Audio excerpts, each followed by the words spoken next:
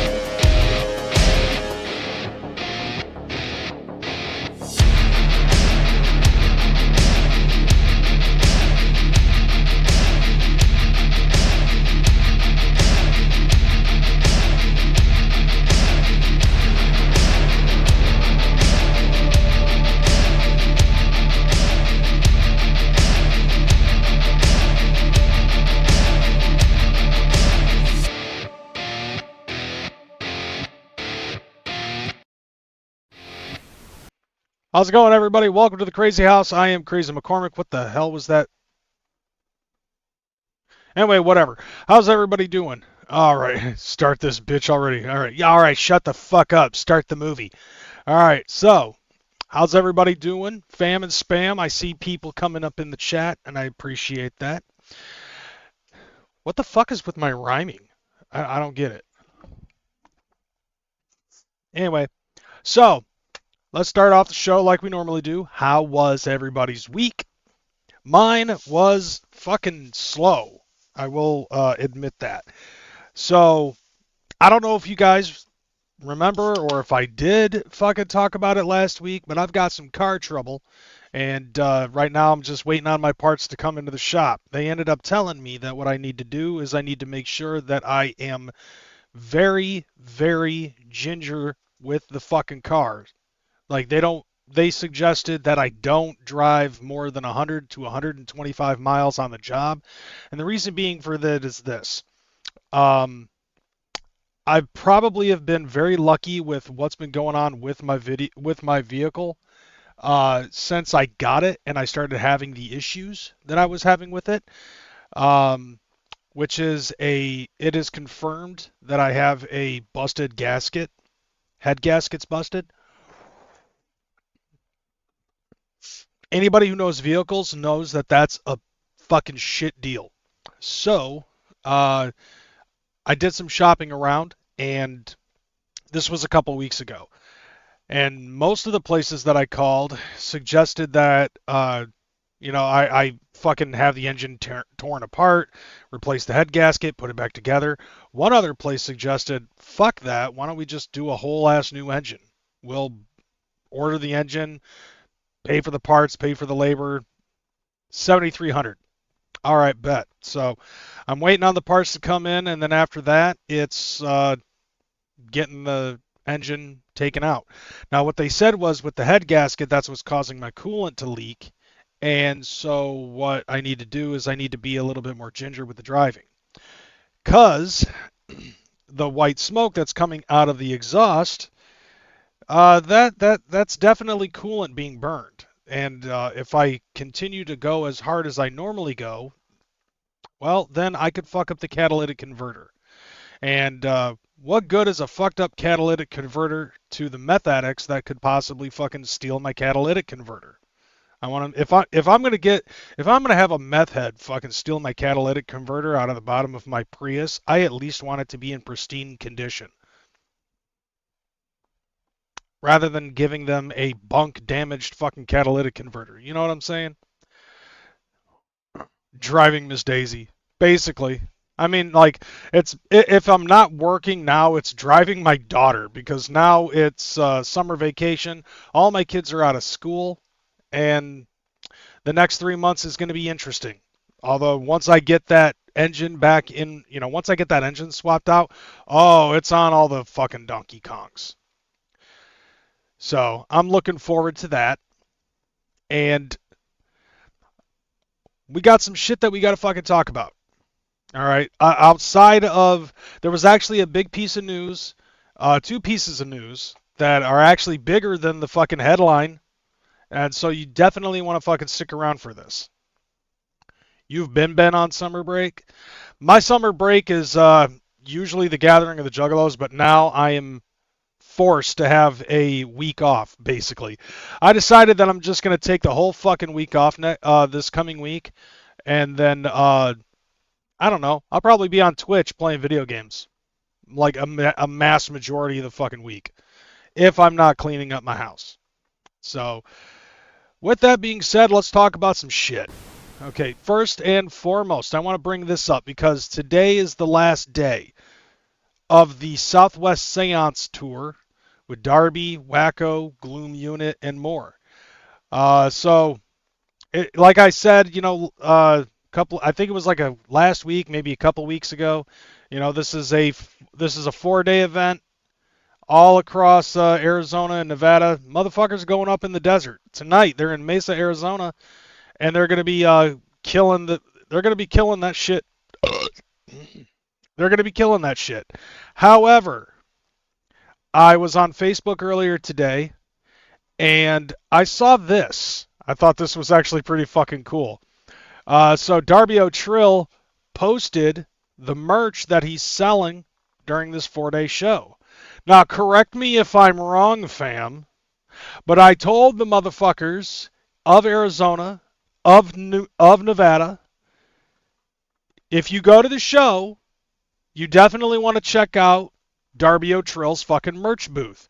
Gee, I wonder why I would say something like that. Doesn't one of them motherfuckers look a little familiar?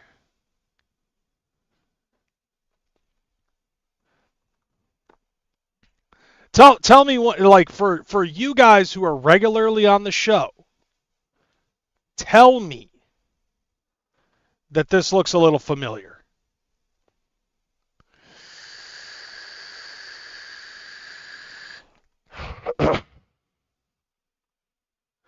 The one on the left, that I'm not sure about who might have made that. The one on the right, though, this one right here, Kind of looks familiar to me. And I'll tell you why. Could the other one be Snaps? I don't know, because Snaps never fucking told me anything. However, the other one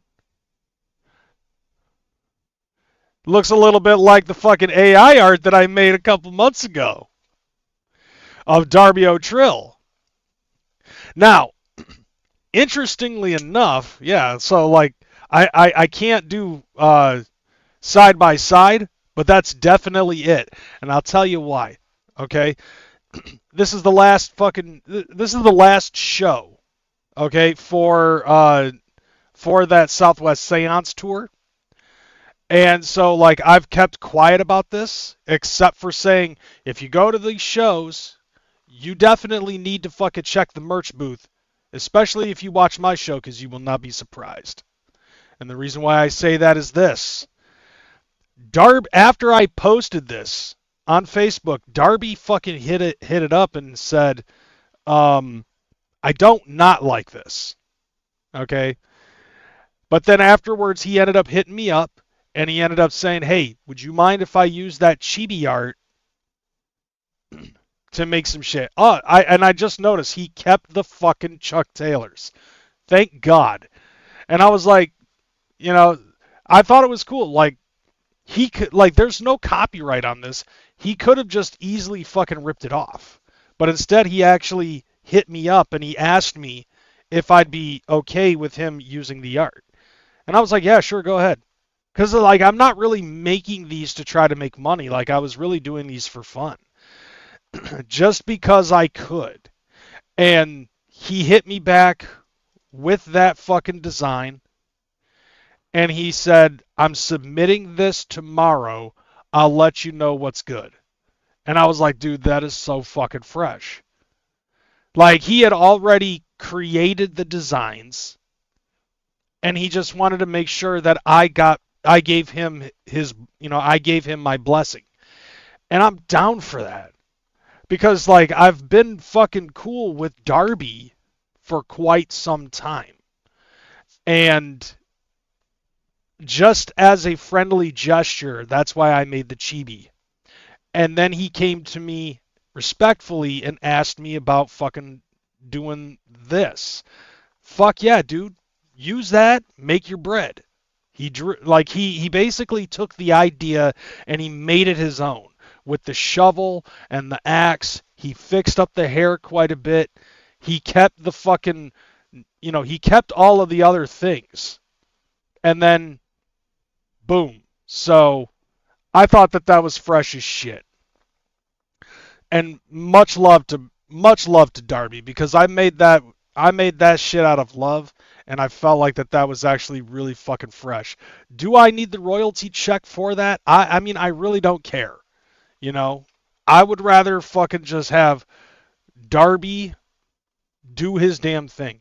Although now looking at the other one, I could see that it could possibly be something that Snaps would do. Because I feel like that every artist does have like a thing that they usually do to to like have like somewhat of a fucking, yeah, that at the very least, that would be my payment.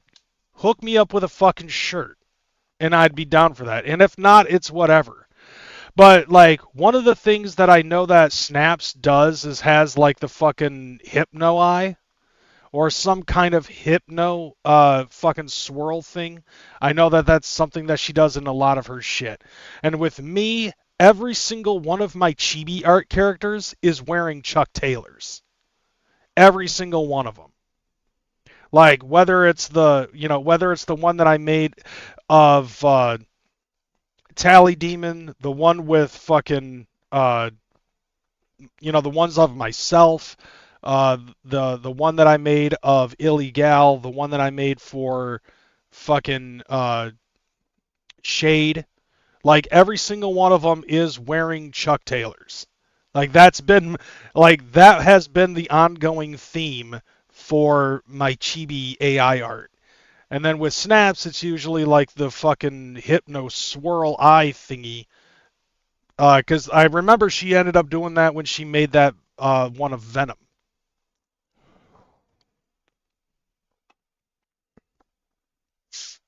As a matter of fact, I'm gonna post that in my group chat that I have with Snaps. I'm gonna be like, bitch, you know anything about this?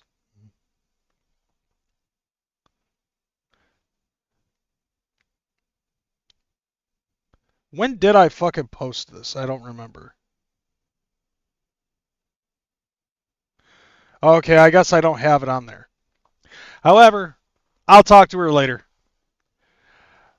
But anyways, yeah, so we got some other stuff, but like that I thought was fresh. Like in some way, shape, or form, I'm being represented by Chapter 17. I've got my foot in the door. Finally, after fucking almost 30 years, I finally got my fucking stamp of approval from somebody at Psychopathic rather than pissing off Violent J over my thoughts and views on wrestling. But this is another thing too, and I ended up so the next thing I accidentally posted it for like a half a second. And by the way, none of this shit today it has anything to do with fucking Fago lovers. If that shocks you, I'm shocked too. Um, what up, true story?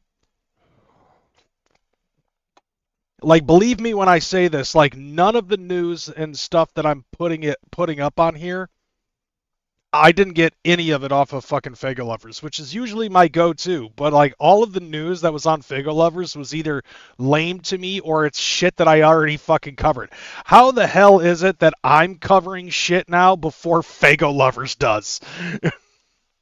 They're supposed to be the number one fucking news source of all things Juggalo. And yet I'm covering news before they do. I'm like, what the fuck is that? I think that's fresh though. But anyways, yeah, so this next piece of material, I posted this on accident for a split second because I put it in the wrong folder and I thought it was current relevant news. Now I am going to post it because I have already been seeing people fucking posting it on Facebook. I got this piece of news back in fucking February. And it's Ghost House Entertainment and Murder Shack presents Ghosts of the Underground, MacGruber's birthday and album release party hosted by Moody Voodoo. Why does that name sound familiar? That name sounds so fucking familiar. It's happening July 11th at 6 p.m. It's a free show, and it's, let's see, where is this at? Yeah. At, yeah, so it's, I don't know the name of the location, but it's in Ohio. Yeah, it's in Clyde, Ohio. 740 May Street, Clyde, Ohio. I don't know the name of the fucking location, but it looks like it's a huge combination with people coming in from Ghost House, Monstar, Murder Shack, and take a look at the fucking list of people who are going to be performing at this bitch. All right, first off, you got Light with DJ D, with a special performance by Scum, also performing the homie 216 Midwest Syndicate, Russell Hood, Our Inner Circle, the King of Horriblecore, HB the Grizzly, the Fallen Angel, Dope Da Vinci and KPZ, Fodiaz, Odd Ones, Smokey the Bear, and Fats E. Forgot to tell you last stream, I finally got my dream car, not one but two of them. The 84 and the 87 El Camino. Dude, true story. That is fucking fresh, dude. I still have yet to get my fucking dream car, which is a DeLorean. I don't see myself getting that in the foreseeable future or in the history of ever. But that's always that's a fucking greed car of my dreams, and you know, with the flux capacitor and everything. So after one of my shows, like I want to say back in either January, February, maybe even March, Zay hit me up and he fucking ended up asking me if I could wait until possibly June to start to plug this fucking show on here. And I'm down. I support Zay. Zay supports me. We're good homies. We've been fucking down since the Juggernaut days. And I always like to see that Zay is fucking still doing his thing. So, and I've seen him on the come up. I think he's been doing good. He's a great, he's being successful. As a matter of fact, he ended up posting recently that he's not going to be able to make it to the gathering this year because he is working on an album. So I would expect to see a full-length album coming from 216 Zay in the near future. Damn right. And I will definitely be plugging the shit out of that once it's getting near time of release. And since we're on the fucking subject of Juggalo homies, why don't we go ahead and fucking talk about Siamese Goat God. Cartoon Bondurant and fucking Enoch X Mortis ended up actually today released a new music video featuring FJ Outlaw. It's called My Past. We're gonna fucking watch it. All right, I haven't watched this fucking shit yet, and it's a new fucking music video release, so we're definitely gonna fucking check that out. You can check it out for yourself as well. I thought that this was good. Like, I saw that Cartoon ended up fucking posting it on Facebook that he had a release on YouTube. It was happening, and I went to his fucking channel, didn't see fucking shit, and so I thought about it. I was like, okay, so Siamese Goat God has their own fucking separate YouTube channel.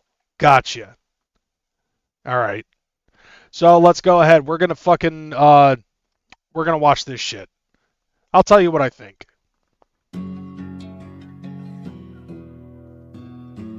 And believe me, I'm not really trying to take views away from fucking Tune and Enoch when I do this.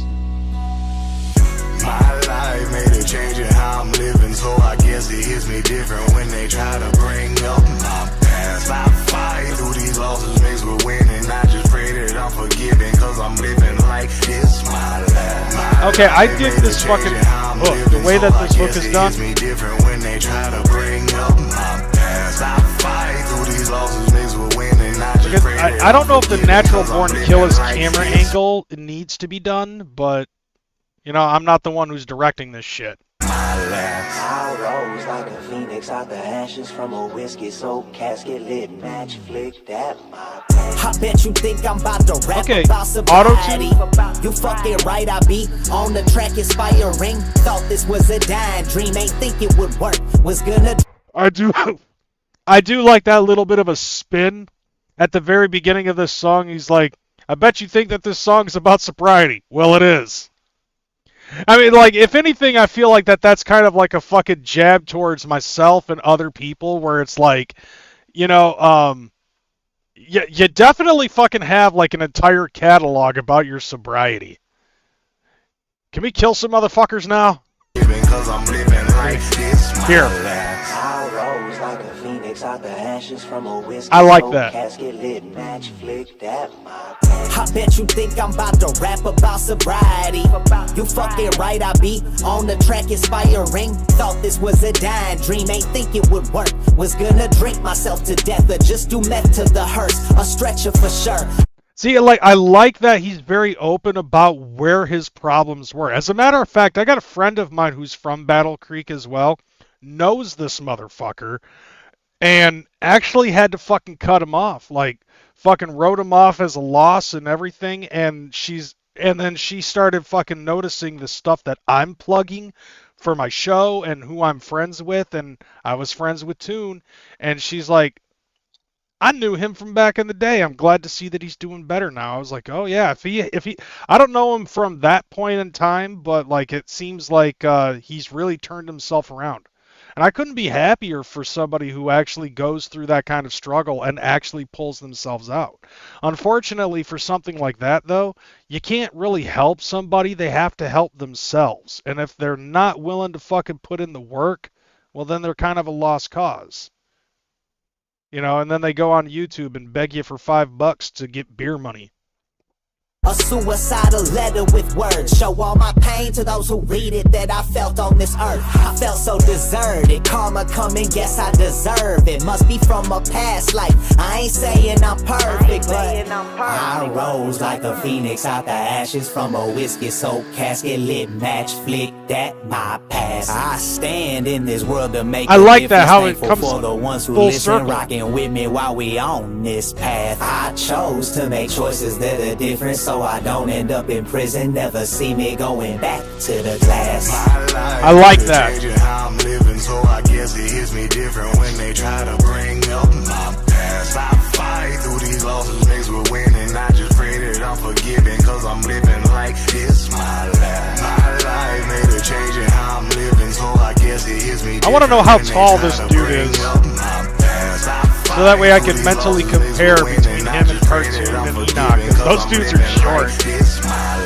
I rose on a broken pill bottle full of sorrow at the bottom. No tomorrow, I live my life. I can't face my past because I was not sober. I wore a mask every day like it was October. The Yeah. man in the mirror looking a lot older. I hide the pills in the cushions of me couch sofa. So friends, See, like, that type of shit right there, that really shows accountability. Get your eyes full of the life of a high roller. I'm a live poet, but inside I am blindfolded. My mind's focused on the opiates that I open. Define hopeless, I'm just hoping I won't die choking. A prime showman exploding under my psychosis.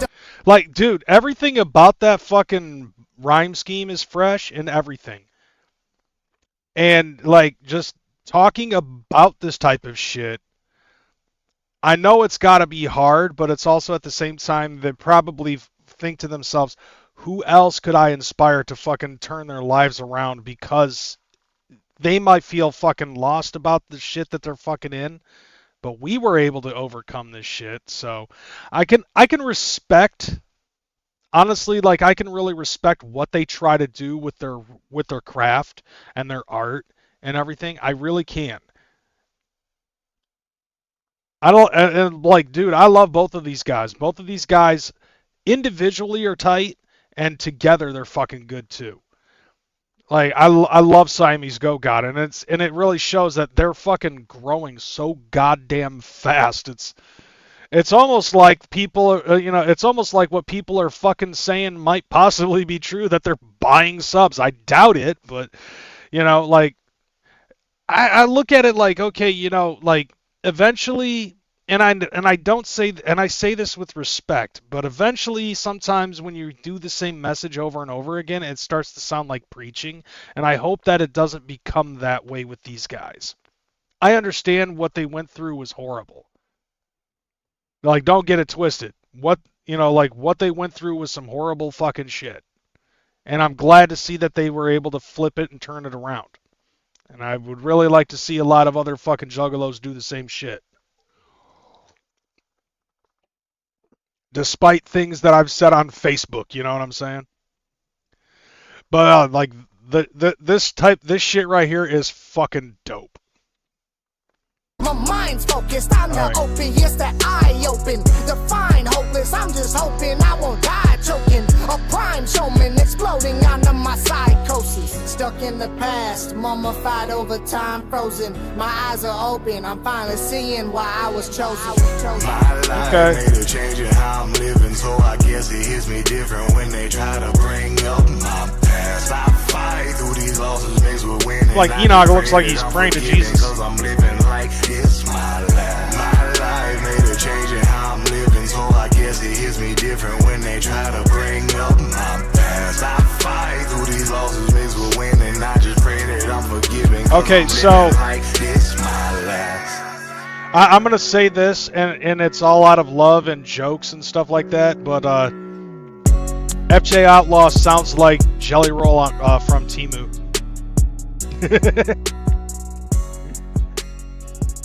It's like, you know those fucking jokes where it's like, I want to get Jelly Roll. We got Jelly Roll at home. FJ Outlaw. And it's just jokes. Keep that in mind. Somebody's gonna fucking tell him and say that I meant it.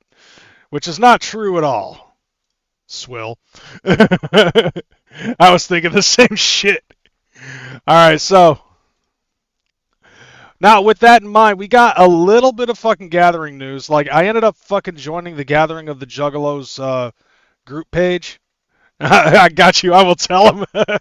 Do it, dude. Fucking just let him know I'm not being serious.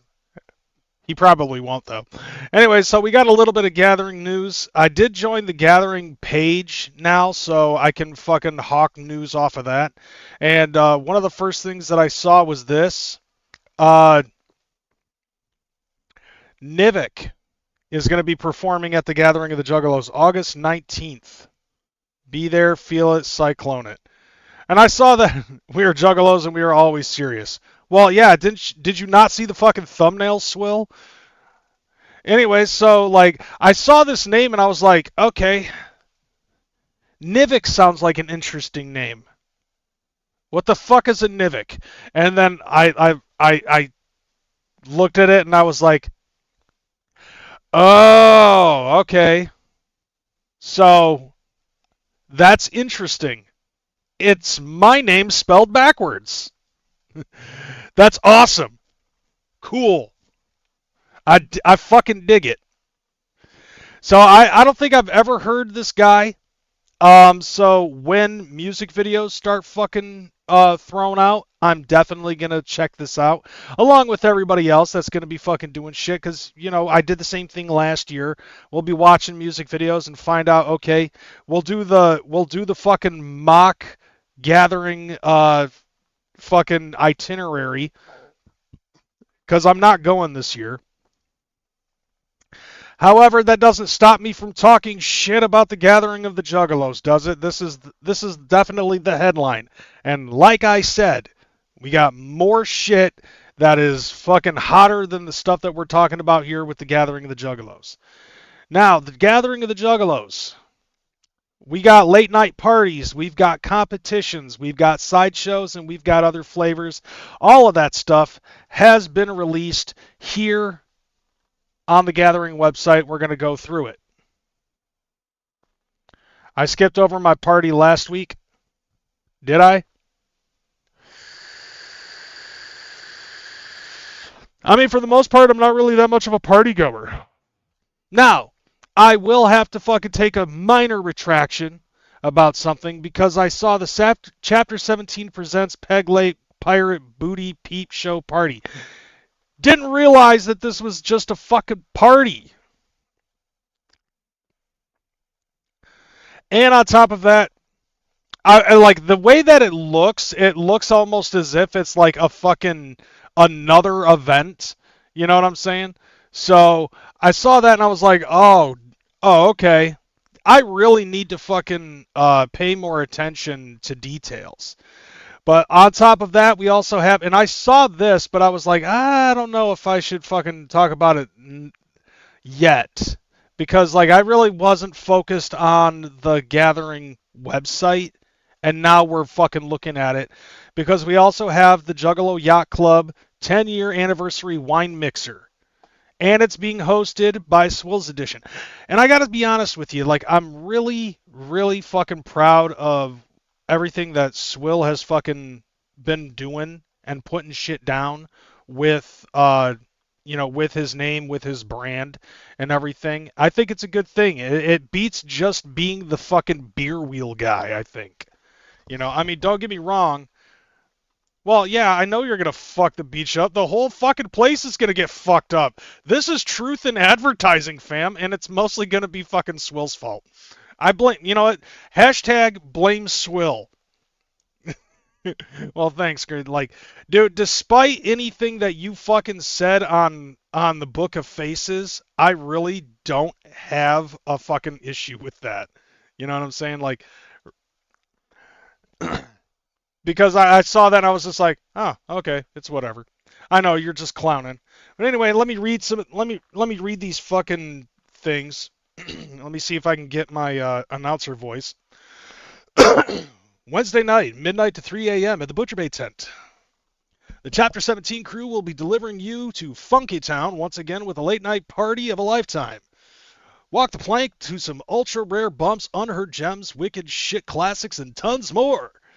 There will be drunken juggalo sea shanty sing-alongs and prettiest butthole and loudest queef contests. Not to mention Scurvy Scott, the pirate judge, will be there listening and telling stories about the dolphins he fucked. Darr! Listen up, mateys. Juggalots get in free, and juggalos would sneak in anyway, so there's no cover charge for this absolute mayhem. Now that's actually pretty fucking funny. But once the tent is full, nobody else fit. So make sure you land your loving ass. It's landlubbers, landlubbing ass in there Wednesday night. Fuck yo sleep. It's time to get wicked. Yar! Don't miss the Peg Leg Pirate Booty Peep Show. Whoop whoop. All right. All right, so let's see if I can fucking do a different voice for the Juggalo Yacht Club. Now, keeping in mind, that is kind of arrogant of them. Now, keep this in mind, like the Juggalo Yacht Club, honestly, like I've heard some stories about how the Juggalo Yacht Club was formed, and big ups to fucking Zane. Like Captain Zane is a fucking chill dude. Now, apparently there was like some sort of an inside joke or something like that. And it was just like, it was one of the original fucking crews of juggalos that kind of just, from all over the country, and they would just camp together, And then eventually it was just like, okay, we need a camp name. And Yacht Club killed the family era. When did Twisted become a part of the Yacht Club? Anyway, so yeah, it was like they started calling themselves the Juggalo Yacht Club. And Zane has actually admitted at the time that he was interviewed and asked about it, he doesn't even actually own a fucking boat. He's like, I got a small boat. It's like a small fishing boat, but he's not like he owns a yacht. So it was kind of like this inside joke where it was like all of these dudes that came together, and they're all fucking good dudes. Like I know half of these motherfuckers. And so fucking like apparently some people just wouldn't talk to them and interact with them. Everybody thought that, the Juggalo Yacht Club thought that they were better than everyone else or something like that. But like in reality, like, a lot of these dudes are fucking very chill. I even helped one of them out with getting like an extra fucking charm at in Boston. Or at least I tried to. But anyways, yeah, let's try to see if I can come up with some sort of wino yuppie fucking voice for this one. Friday night, midnight to 3 a.m. at Butcher Beach. So that's 2 days after the... Once again, it's not a flex! Yeah. Thank you, Coiler, for the sub. Anyone except CD Todd. I know that. Like, on the real, though, like, the Yacht Club are really good guys. But just for the sake of the fucking gimmick, let's... Rising from the deep depths of the ocean to discover the strange new world, the Juggalo Yacht Club, I'm trying to do Robin Leach, is back bringing the beach party action for the family, celebrating 10 years of fun. Coming back at you with this crazy beach contests, and of course we are firing up the grill. You know we don't come empty-handed. Get there early because we are busting out the hibachi for the Juggalos. The DJ will be going into the early morning with all of the Juggalo classics, and you might even see a couple of mystery performances. So, all aboard for this banger of a party, right after main stage. I'm trying. And the other one, we got the Lagoon Swamp Party. Apparently there's something missing here. There is a hole. Saturday night, 1 to 4 a.m., also at Butcher Bay Tent. The marsh is chirping and the bass is booming throughout the annual 26th gathering of the Juggalos. Just past the river, a deep fog starts to emerge and the sounds of the wicked shit emanates all throughout the riverfront. Will you trust your gut to further into the abyss? If so, you will stumble upon the mysterious Swamp Lagoon Party. Join the Juggalo family as the legendary super producers Shaggy the Airhead and Devereaux spin that classic wicked shit all night long. Come get wild until the sun rises as we close out another year of celebration to never forget. swamp party, right? As opposed to the fucking supposed rainbow party that I was conjuring up an idea of earlier. So these are the only ones that they have for the late night parties. We still got maybe one or two more, not including anything that's happening at Camp Chaos and not anything that's fucking going on, on day 0. Now we got our sideshows here, and these are some extra shits. All right, so let's see. WNDSS. Wednesday, 3:30 to 4:30, and Saturday, 3 to 4. Okay, yeah. So it's the world's most dangerous stunt show. These guys have been constantly coming back. Are they fucking... Is it just like a group of juggalos that just do stupid shit? Get your eyes ready for a spectacle you won't want to miss, Juggalo. This is a high-energy variety show designed to make you laugh and to be entertained. This talented crew throws the rule book out the window to bring you something completely unpredictable. Whether they're highly skilled professionals or just unpredictable entertainers is anyone's guess, but it sure makes for jaw-dropping fun, so be prepared to be amazed as this show brings it wild style at the gathering of the Juggalos. Like, I just feel like that these guys are the ones that used to do fucking, just like the extreme shit, like, shoving a fucking... I don't know what was it one year, like somebody ended up fucking like laying chest up against the fucking porta potties and had people fucking shoot sparklers at them or some shit like that at Super Gathering. I remember something like that. I am doing a special edition with JJ Allen next Saturday night. That's dope. All right, the Big Money Hustlers Extravaganza at the movie tent. 1 to 3 a.m.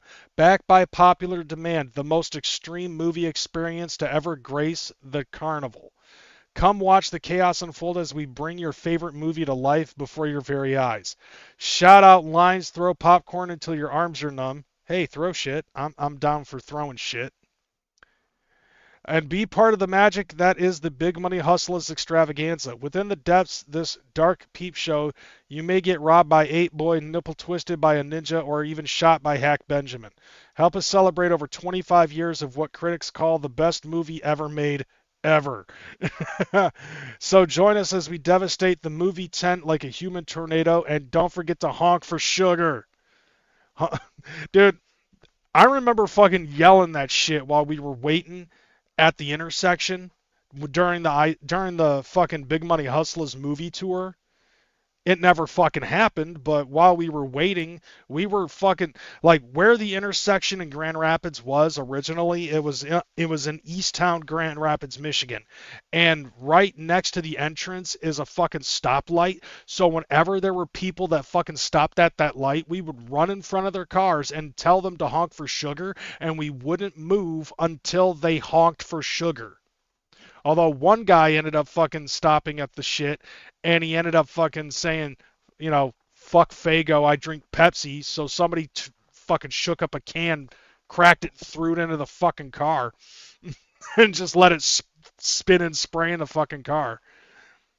And then we ended up having to go home because they double booked the fucking location. And we got some free shit out of it.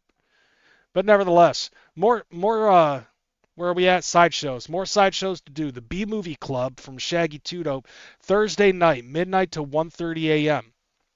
Batten down the hatches, we're in for an awesomely bad time. For one night only, Captain Shags is commandeering the Mad Movies tent and steering it towards stranger waters with Shaggy's B-Movie Club. That's right, your homies Shaggy Two Dope and Jump Steady are once again diving into their vault of obscure off-color flicks to deliver a B-movie special presentation. And by special, we mean like the kid in the back of the classroom who eats glues and licks pencils and looks a lot like Cyrax. Meanwhile, Shaggy will be lending his own commentary to the on-screen antics. This event is limited to 100 people, so show up early to secure your spot. Mad Max crash out for main stage. Dude, apparently, like, he said that he's not going to be able to perform his own stuff, but he's like, be certain that I'm going to be appearing on at least one of those stages with some of the other people that are fucking announcing their shit. So if he's up there with Midnight and Yami, I want to see him fucking crash out like that's the end of the fucking show. Just Mad Max crashing out and throwing shit. That would be a classic. All right, so we got the Dead City Circus Sideshow Thursday night, 12:30 to 1:30, and Friday from 5 to 6 at the Butcher Bay tent. Okay, so we've got this shit.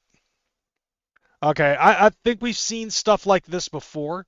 This definitely beats the fucking fake hypnosis guy that they had in, what was it, 2005? They got booed off the fucking stage. Anyways, fire and blades and darts and bodies and balloons, oh my. Straight from the farthest reaches of the underground, the aim is not just to turn your frown upside down, but your whole face into an expression of amusement and wonder. This is the Dead City Circus Sideshow. Not your average, back of the local fair affair, mind you. This troupe of undeniably juggalo-coated sideshow performers aims to capture the minds and imaginations of audiences with something a little bit darker, a little grittier, and just a little bit more funny than anything you've ever seen before. And where can you catch them, my bug-eyed brethren? At the Gathering of the Juggalos, of course. Now, we've seen a couple of shows that are like this, and I love the fact that they use the phrase juggalo-coded. It's like, way to stay with the times there, fam. You know? And then this one right here, and I think this is the one where fucking Swill said that I was gonna cry about. Nowhere Fast Adults Only Super Show. Thursday night, 2 to 3 a.m. at the Butcher Bay tent. Keep a cool canteen handy, ninjas. It's about to get spicy in here. The heavenly hotties of Nowhere Fast crew have been killing it across events and parties at the Gathering for years. And now these vivacious vixens are bringing an all-out adults-only variety act to entertain your gobsmacked face. Wipe that drool from your lips, but keep your eyes to the stage. Yeah, that's going to be hard. And so will that. There will be music, dancing, comedy, and a few salacious secrets you're just going to have to be there to witness. Keep your kids and prudish sensibilities at home. Things are about to get real grown up real fast at the Nowhere Fast Adults Only Super Show. That's all that needs to be said. You know, like, you probably thought I was going to cry about this or something like that. The fact that it's an adult-oriented fucking show at an all-ages event. But I'm looking at the time frame here, 2 to 3 a.m. That sounds about right. And on top of that, they keep the fucking forewarning on there. So basically now it's on the event. It's now up to the fucking people who are dumb enough to bring their fucking stupid kids to the Gathering of the Juggalos. It's on them at this point. And also, I thought that she looked really good as a fucking anime character. You have any idea how much trouble fucking ChatGPT was giving me when it concerned trying to do this? It was just like, oh yeah, like fucking, this is violating our personal policies and stuff like that. And like, no, fuck you, give me this fucking hot chick as an Asian cartoon. Do it. Panties and bra and everything, and you know, the whole bikini and everything. God damn it. So this I don't have a problem with that whatsoever. All right, now we've got the competitions. This is where I might fucking have a problem.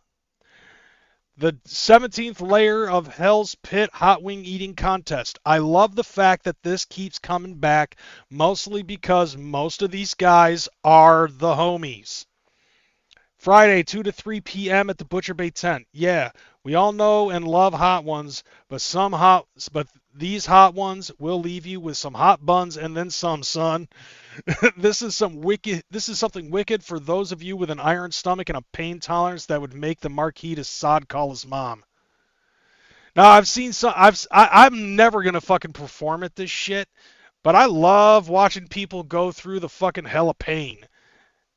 So, the competition is brought to you by the Capsicum Squad, Shade, Spaz, Demise, and Scarlet. Well, 3 out of 4 ain't bad. I've been down with Shade, I've been down with Spaz, and I've been down with Demise, and then there's Scarlet, which I have not really been introduced as of yet. My stomach would explode. I can't do spices. You're a bitch. I mean, I can do some. You know, but I can't fucking do the shit that they're fucking doing. You know what I'm saying? Like, motherfuckers are using the bomb. And I've heard some bad stories about the bomb. Like, seriously, like, somebody, that, like, some of the fucking hot sauces that they have on there, it's not even fucking spicy. It's just heat. You know, like, there's no flavor. It's just fucking heat. And and is a wing eating face off where the stakes and the spice get progressively higher. If you can't take the heat, then don't even bother, dog. No, seriously, don't. But if you have the stone cold nuts and fireproof guts, then come dive into the flames of with the 17 layers of Hell's Pit hot wing eating contest.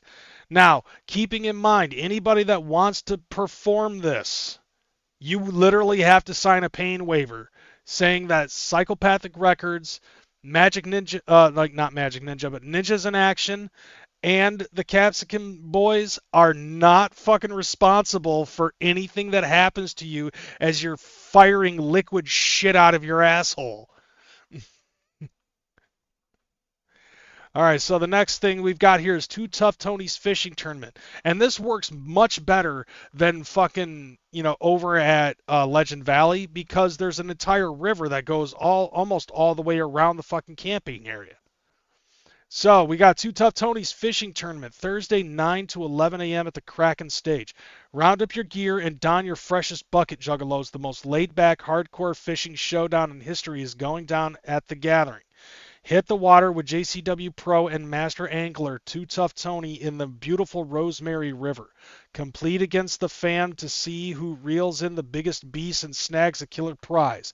Only one walks away with the title and of the most dopest angler to ever cast a line. Prizes will be determined by the combined weight of each competitor's 3 biggest fish. And let's see. First place is a gold plaque, $100 gift certificate, and a rare gathering amulet. Second place is the $100 gift certificate and the rare amulet. Third place, $50 and a rare amulet. So, yeah, 3 amulets. That's fucking fresh. Used to be Douse Blair's 2 a.m. on just about anything back in the day, but I'm fine. Yeah. All right, so let's see. Those wishing to compete should bring all their own fishing gear, bait, and a bucket. Limit of 2 fishing poles per competitor. Only those fish caught during the contest and witnessed by a judge will be counted. Those wishing to compete should show up at the Kraken Stage between 8:30 and 9 a.m. on Thursday. Don't be late. All right, so we got another one, the body and face painting contest, and this one is a little bit questionable because usually there are fucking topless chicks, but at the same time it's art, so I guess it doesn't matter. Saturday, noon to 1 o'clock, 60 minutes.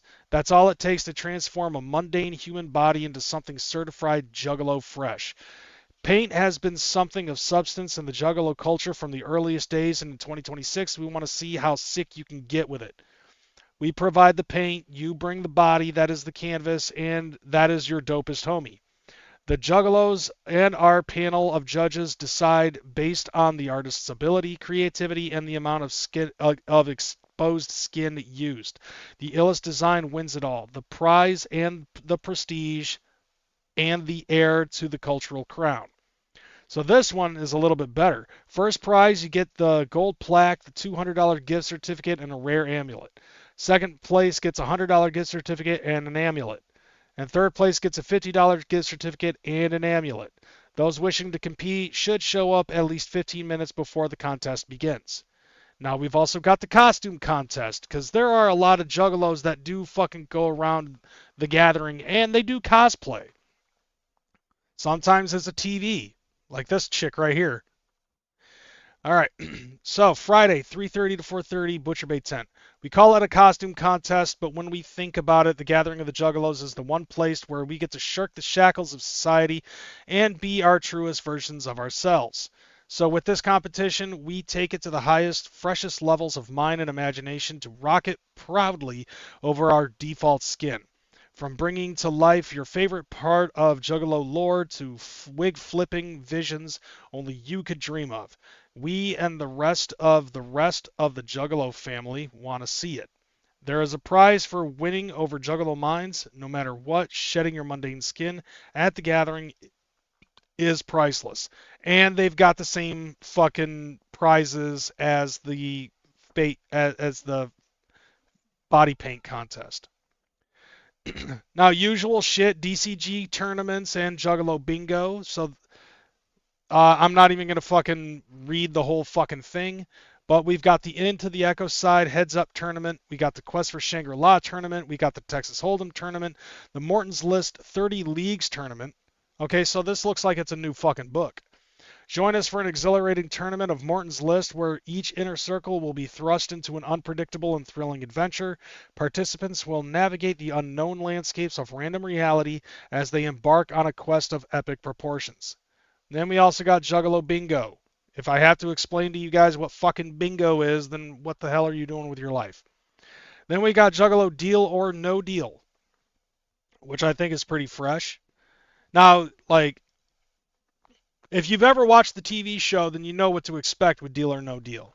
And you could leave with fucking $600 and whoever fucking competes is getting an amulet. And somewhere between a penny to $600. All right, so we also got the Fago launching contest. And basically it's I'm trying to fucking breeze through this cuz I've got a couple other things that we got to fucking talk about. The Fago launching contest, basically it's like, okay, you've got to fucking launch the Fago as far as you can. Furthest distance, $100 gift certificate and a charm. Most creative launch, $100 gift certificate and a charm. So you got 2 chances of getting a fucking winning thing. All right, now this one. Basically at this point, I think it's been back-to-back years where the Flowmaster rap battle has ended between Les Legs and Just Chris, and 2 times Just Chris has beaten Les Legs. Basically, I think what needs to be done at this point is like, if that motherfucker, if Chris wins a 3rd year, I think he needs to, like, no disrespect, it's just like you're too good to fucking keep doing this every year. You know what I'm saying? Let somebody else fucking, like, I'm not saying Chris shouldn't this year, but what I am saying is like 3 years, if not maybe 3 years in a row, you're too fucking good for this shit. If anything, what I think should happen is that if just Chris and Les Legs are the finalists again, and Chris ends up winning, and be like, okay, well, you just won, now you have to go against the final boss, and then bring in Butters. Okay. Yeah, if you guys remember Butters, he's won this one time before, and Butters isn't even a fucking juggalo, and he ended up fucking schooling everybody.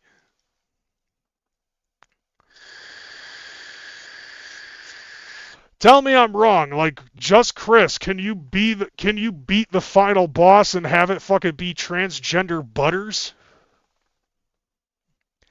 All right, now we're getting into it. Now we've got Juggalo Catch 21, which basically, if you've ever watched the TV show, it's basically the same thing, just with more Juggalo shit. Then you've got the lingerie contest, all right? And this is going on from 1:30 to 2:30 in the morning, so okay, it's cool. That's cool, that makes sense. All right, ye landlubbers, strip down to ye skivvies and let the crew get a gawk at ye. Pardon the scurvy mouth slang, but that's the name of the game at the gathering of the Juggalos lingerie competition. The goal is to captivate, titillate, and maybe even instigate the crowd with the spiciest extrapolations of undergarment expressions known to the underground, from frills to lace, from polyester to hand-woven hemp strings. The coolest and creative, most eye-catching garments meant to conceal the naughty bits contend to see what hits the hardest in the crowd for prestige and prizes. Okay, that's fine. 1:30 to 2:30. Now this is where it starts getting fucking questionable to me, because I look at it like, if you've seen one Miss Juggalette pageant that wasn't fucking run by Rachel Paul, you've probably seen them all. So this is one of those other problems, which is Saturday 5 to 6 p.m. Okay, so it's an hour for the Miss Juggalette pageant. This is where it fucking breaks down. The contest will compete in 3 rounds: personality, talent, and swimsuit. And most of the chicks that either have basically some of the chicks that I've seen participate in this shit have none of that. But then again, some of them have actually ended up winning, just basically being like, what's your personality? Gets naked. What's your talent? Gets naked. What's your swimsuit? Naked. And that's where usually my problem with it is like, okay, 5 to 6 p.m. Yeah. Um just like I said, like there's no warning on this. Just don't bring your fucking kids around. And then you've got the Mr. Juggalo pageant, where some of these ninjas actually do have personality, talent, and maybe even a swimsuit. I don't know exactly what it is. I have yet to see a Mr. Juggalo pageant. Let me go ahead and read this. Say, homie, when you strut by with your painted face and Mac Daddy walk, do the ladies just swoon? Do the fellas just goon? Don't answer that last one. Instead, just put that powerful aura in front and center for the fam and let us bask in all your Juggalo glory as you compete in a personality, talent, and swimsuit round at the Mr. Juggalo pageant. Now's your chance to shine like sunlight on crystal waters amongst other homies to see which one of you got the most juice. Only one can come out on top to rock the coveted title of Mr. Juggalo. Could it be you? Get on stage, big boy, and let the audience decide. See, here's my thing, okay? I personally think I have a dry personality. And dad jokes and all that other stuff. It is kind of gay. My talent is I fucking can speed run a few games. However, with the allotted time that they allow for a talent like that, I would never be able to finish that shit. What am I going to do? What's my talent? I can beat Glass Joe in less than a minute. Hook up this Nintendo, I'll show you. And then what the swimsuit? I have a dad bod, okay? I know that there are some chicks who might fucking dig it, but I'm not gonna fucking, this is why I would not fucking join that shit. Fucking Coiler gets naked. Exactly. You're like, what's my swimsuit? Gets naked. Yeah, you can see all the fucking, patchy hair that I wasn't able to fucking trim on my beard when I fucking get naked because my stomach is fucking covering up most of the shit. I can't see my dick right now. It's that fucking bad. Like, my dad bod got that bad. Anyway, so we got some other ones coming up. The Nedden game being one of them. And let's see. So the Nedden game, basically the dating game. You'll get my vote, fam. I appreciate that. In your clique, are you the clowny Casanova, the juggalette Juliet looking for her thuggalo Romeo? Have we got news for you, my little star-crossed sweethearts? It's the Nedden game. The questions are risque, the contestants are straight-up characters, and the results are always entertaining. For each of the 2 games, our contestants will spit wicked game for the chance to score a backstage date with our lucky bachelor or bachelorette. Now, the last time I watched a fucking Nedden game, fucking Shank ended up spurging out and pretending to stab somebody, and he got ejected from the shit. Alright, now we got this one, the Queen of Cheeks, Wednesday night, 11 p.m. to midnight. Basically is who's got the fattest, best looking ass. And it is hosted by one of the chicks who has like a pretty fine fucking ass and fake titties. That usually is the one that's fucking giving away the wristbands when you fucking go get your ticket. At the Gathering of the Juggalos, we seek to answer the timeless question of which one of you babes got the baddest backside in the 7 seas? Does your donk come with its own bass knock when it drops? By Poseidon's posterior, prove it at the Queen of Cheeks contest. Okay, I like where all the dad jokes are coming from. It just ain't a pirate party without some booty, so we encourage you to show off your assets in a battle of the butts to determine who will be this year's Queen of Cheeks. And you get shit for winning first, second, and third. Now, I'm not actually fucking gathering this year, so either which way, I wouldn't, because I have a flat Irish ass, alright? Like, it's a fucking straight line from the shoulders to the ankles, so fuck no. You know I wouldn't win with my fucking deflated looking ass.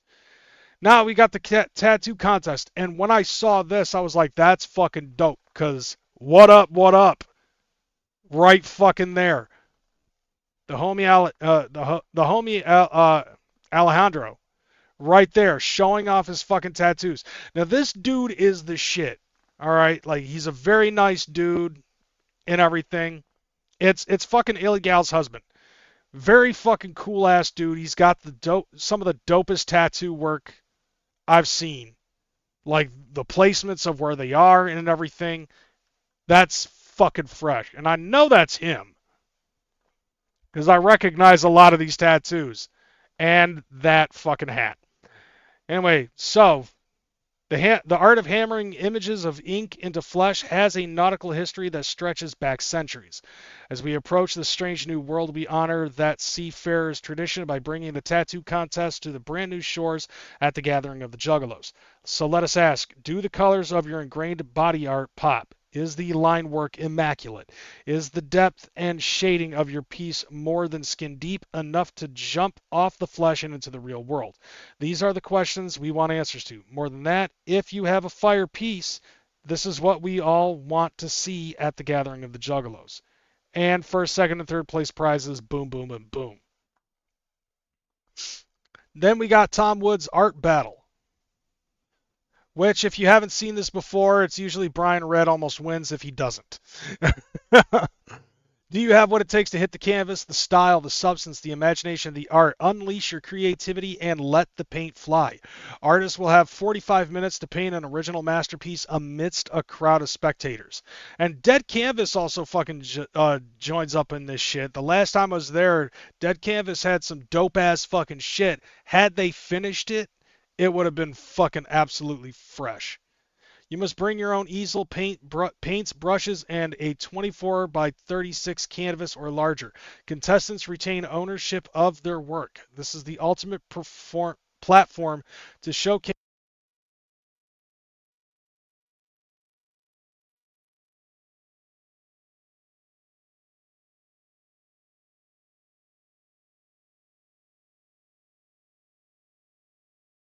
I don't know why my headset just fucking died.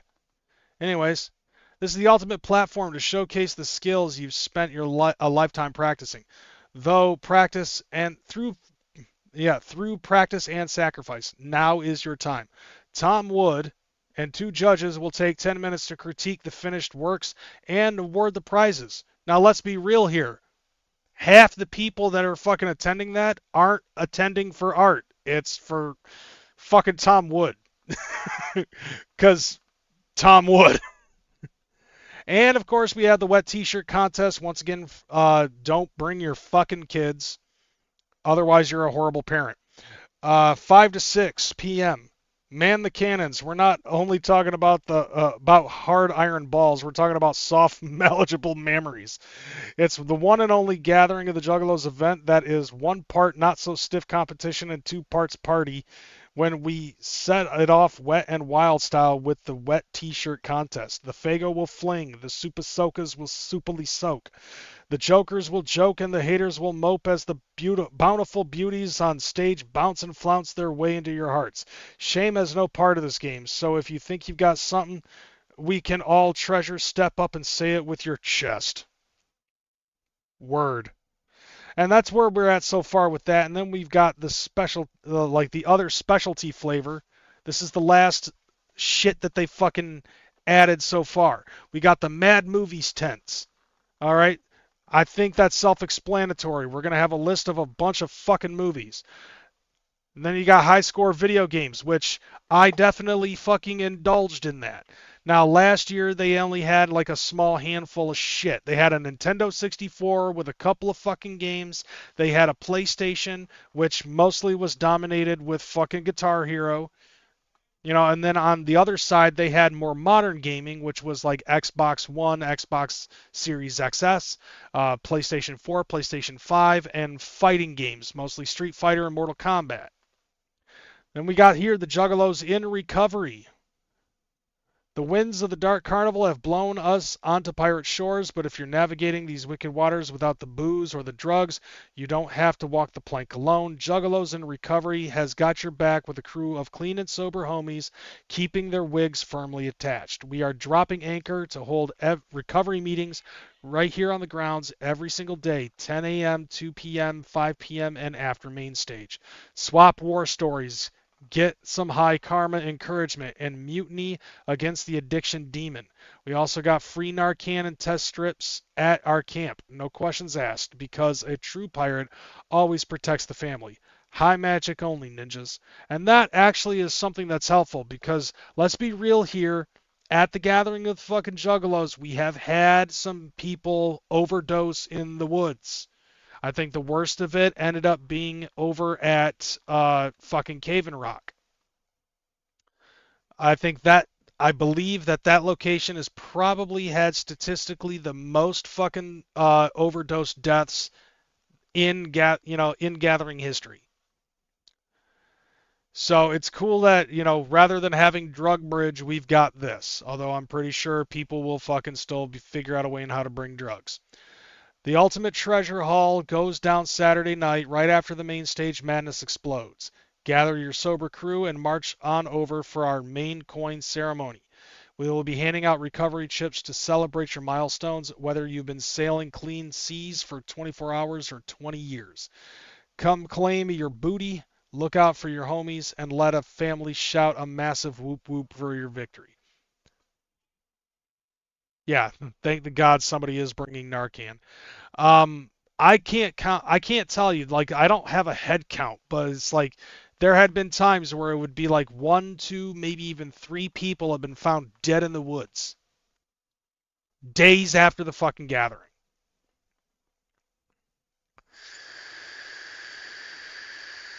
Like, even the gathering of the last Cave and Rock gathering that I went to in 2012, there was at least one person that fucking overdosed. All right, and now swimming is fucking back at Butcher Beach and Looney Beach. Because, nobody's been able to fucking swim since, I think, Nelson Ledges.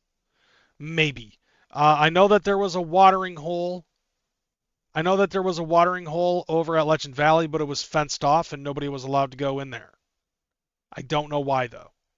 It's a strange new world, so we're headed for stranger shores. We're talking not 1, but 2 wicked watering holes, where you are free to rock your most stylish swimwear and enjoy a float or backstroke amongst pristine, nature-carved waters. Bring your favorite floaties, rafts, RC boats, and other aquatic flavor. All we ask is you respect the space that Mother Earth gave us, so we can all school it and cool it on this to the 17th degree gathering style.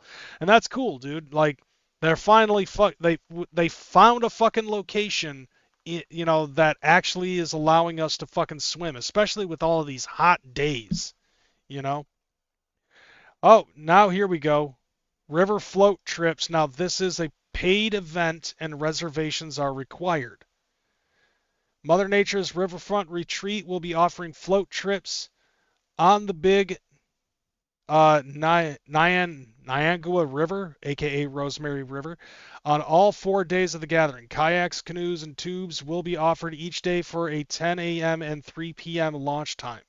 The float trips will start at Butcher Bay Beach, where your boats will be ready and outfitted. You will then float around 3 miles to the other side of the property to Looney Beach. The float will last anywhere from 2 to 4 hours, depending on how often you stop. Reserve your float ahead of time and then just show up on the beach at your designated day and time, where you will be outfitted with a boat, paddles, life jacket, and a trash bag. A shuttle van will be available at the end of the float trip. Okay, so you can actually reserve the fucking float trip right there. And then we've got the meditation. Every day, 10 a.m. at the Butcher Bay tents. And this is actually led by Al Mal. Basically, it's just, a lot of Om and fucking chakra cleansings. According to Juggalo legend, before the gathering comes to life, the meditation ninjas perform ancient rituals of alignment. Every morning, while most Juggalos are still crawling out of their tents, assuming they actually sleep,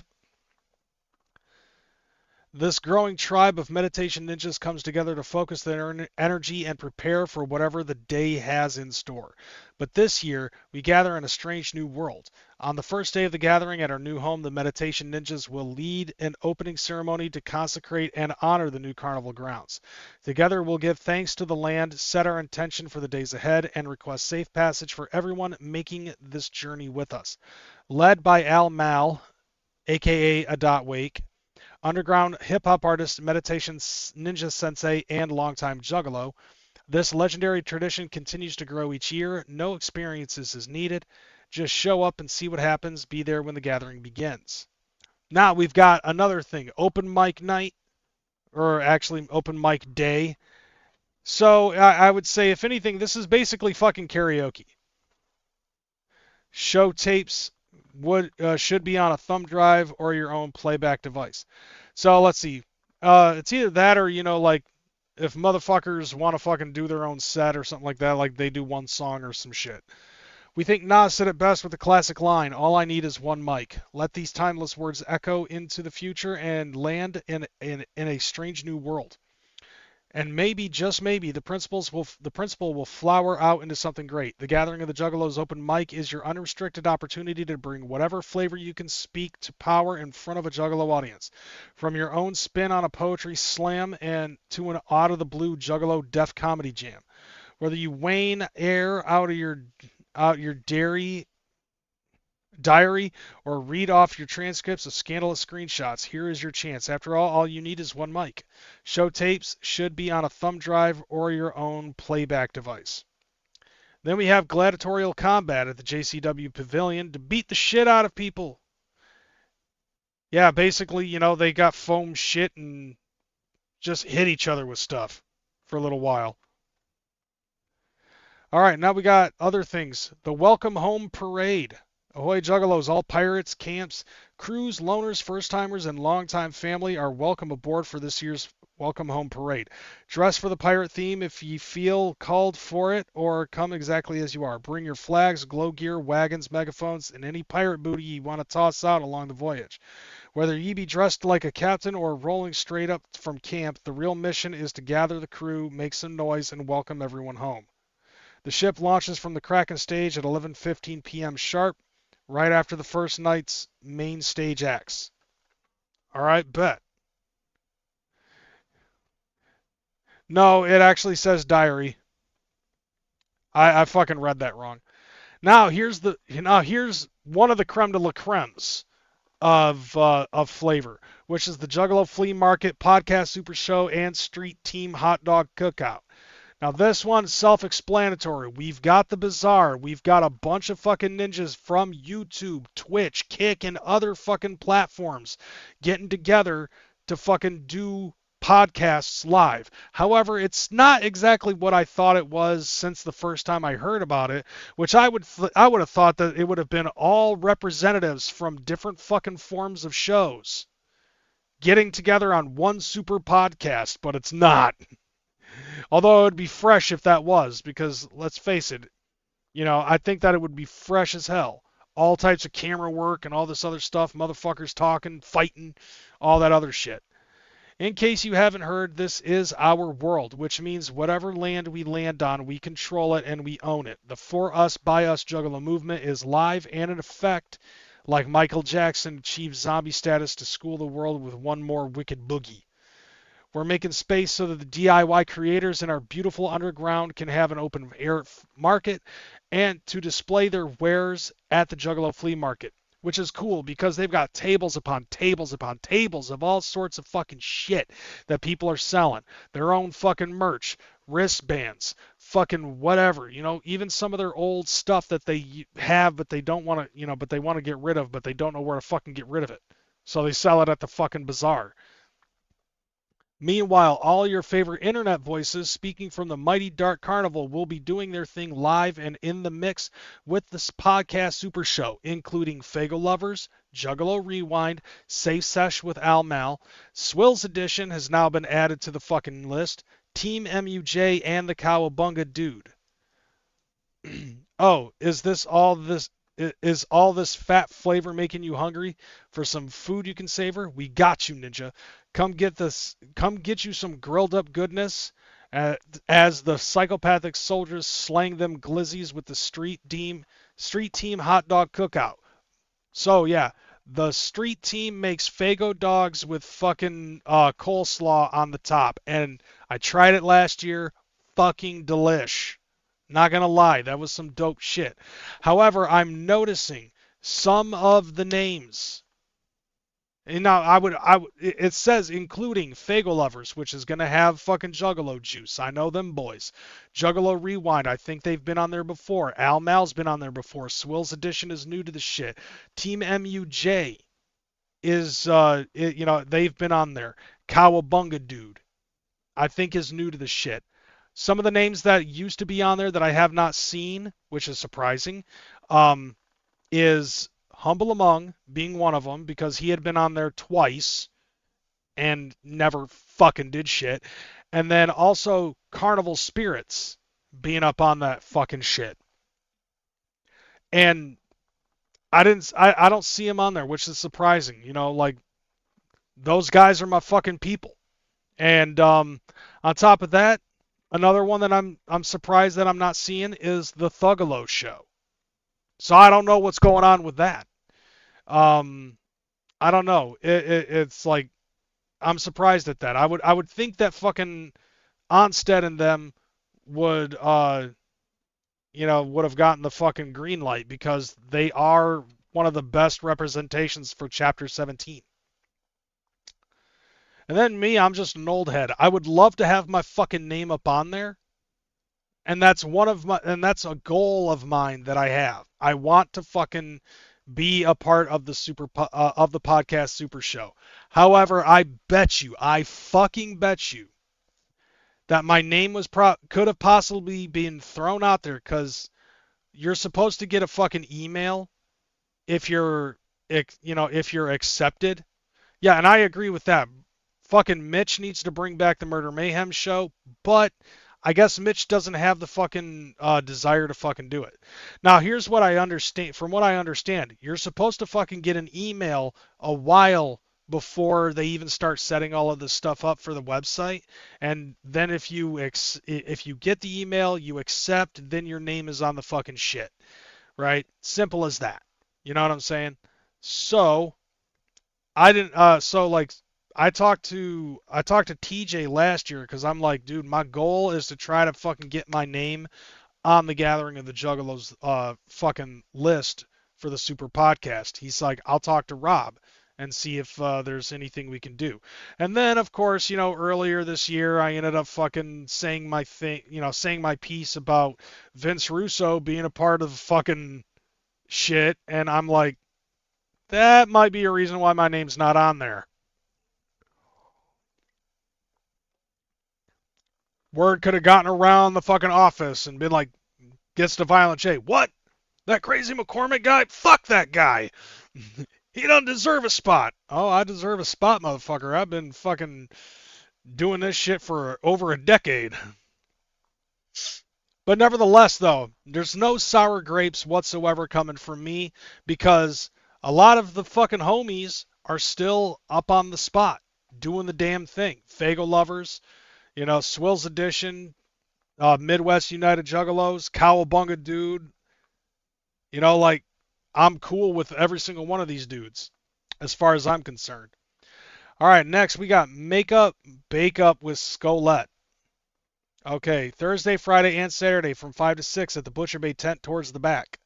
Step into the carnival of creativity where the paint runs thick, vibes stay wicked, and everybody's family. This is no regular hangout. It's a full-blown makeup bake-up, baby.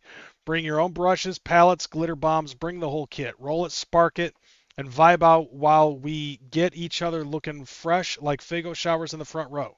Got skills with face paint? Do you work your colors like a chameleon? Know how to whip up some wicked dark carnival hair? Then post up and show love. Get right and help your fellow lows, and let's dial in for that main stage mayhem. It doesn't matter if you're a seasoned pro or just here to sparkle and vibe. This is for you. No judgment, just family helping family. Look fly before chaos hits. Share tricks, swap tips, and build a beauty circus of madness. So basically what this is this is a spot where people can fucking go and basically, like, if you're down to fucking paint up or need to get painted up, go there. See, Vince Russo is a cool dude. I met him recently, and he is very kind. Yeah, I'll be honest with you. Like, if I ever get the opportunity to fucking make my peace with this shit, because from what I've been seeing with JCW, I'm actually very impressed. And I thought that this was going to be a shit show when they fucking announced that Vince Russo was going to be in there. But I think JBL was correct when he ended up saying that the ideas that he had did not work and resonate very well when unfiltered in WCW. However, in JCW, a lot of his wacky ideas might actually work. And they have been. If anything, I would think that my argument about Vince Russo being in JCW might have been a vehicle that created an entire fucking storyline that went down 6 months. So, if anything, the anger that I provided Jay for the things that I said about Vince Russo being in JCW helped out. You're welcome. But anyways, yeah, so speaking of JCW, we got the JCW tryouts. Now, this has been an ongoing thing for fucking years. Do you live for the crack of the canvas and the pop and applause from an eager audience? Do you have untold skills in the martial ways of the grapple, reversal, rope work, and or high-flying luchador acrobatic theatrics? We have an opportunity for your wide-eyed, couch-diving, backyard wrestling amateur ass. Why is that censored? Might only imagine. Join the stars of JCW as they train you in the finer arts of wrestling to prove your worth. School it the hardest in the squared circle, and you will earn a spot to debut at this year's Bloody Mania 19.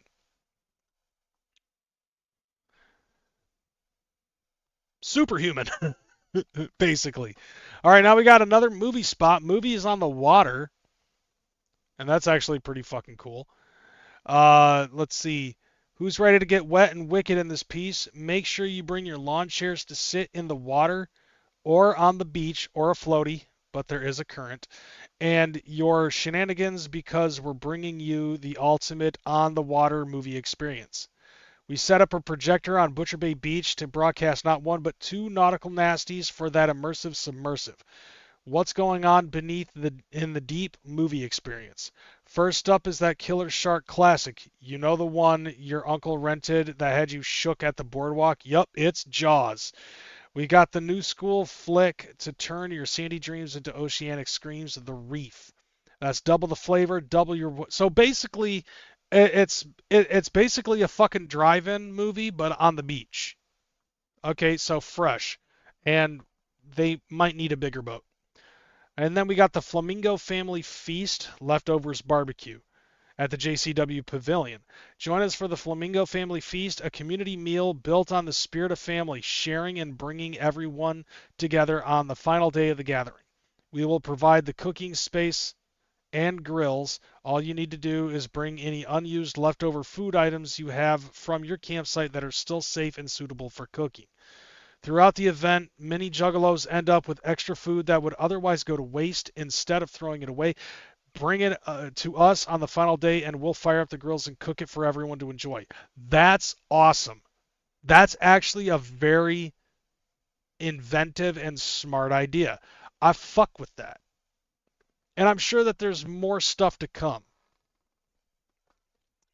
Well, we still got some other stuff that we got to talk about. I've rattled off everything that's popped up, and hopefully eventually they're gonna have the JCW events, and we'll start fucking looking at artists and stuff like that. But even Nation artists are still coming soon, and hopefully, like they did with last year, what they ought to, that they'll show who's what artists are fucking showing up, and give us a little bit of flavor, like a YouTube video or something like that, and you know the deal. Just like last year, I will watch the fucking music videos and give my fucking piece on it.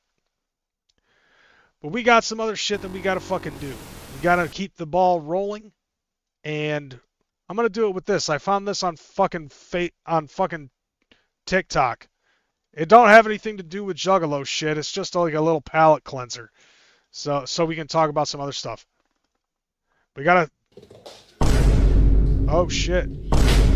Hold up. This speech is my recital. I think it's very vital. I forgot. I gotta do this first.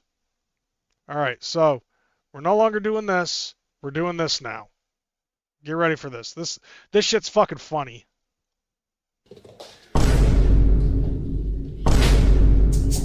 This speech is my recital. Okay, so if you haven't figured out what it is, and there's a cat's butthole. If you haven't figured out what this is, the idea is that the cat is supposed to fucking go through the holes. Okay? And every time that the cat goes through a hole, they cover it up. So we're going to start over from the beginning. Here you have these holes, and then the cat just basically goes through the holes, right? Very, very cute shit. Goes through the 20. Goes through the 15. Goes over the shit. So now they add the 7, 8, 9, 10, 11, and 12. I think it's now he goes through the 15. very vital. Comes back out to 17. See how they keep closing the fucking doors every time? Oh, it gets worse. It gets worse. Here we go. He's about ready to go through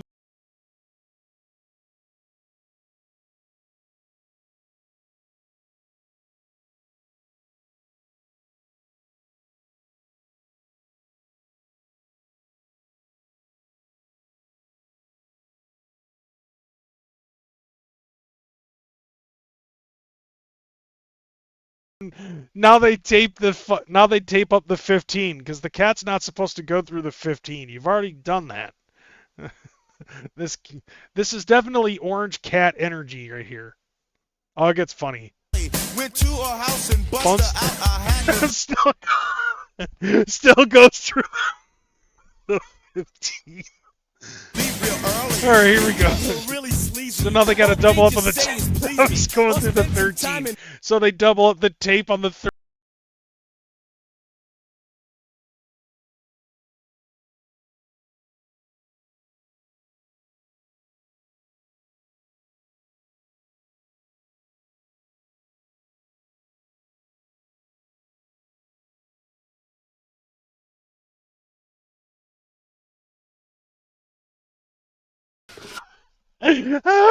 This cat's an asshole.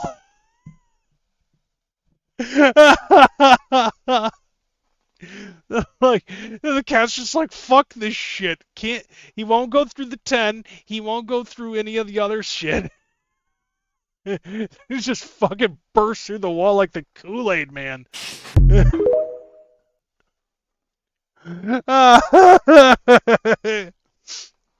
Like, I watched this and I started just dying laughing. Like, I'm watching this, I'm laughing so hard I almost threw my fucking back out. Fuck, I'm old. He's all, fuck you, I do what I want. That is definitely, like, yeah, that is 100% orange cat energy. It's tricky. Fucking ginger kitty, he's just like, okay, what am I supposed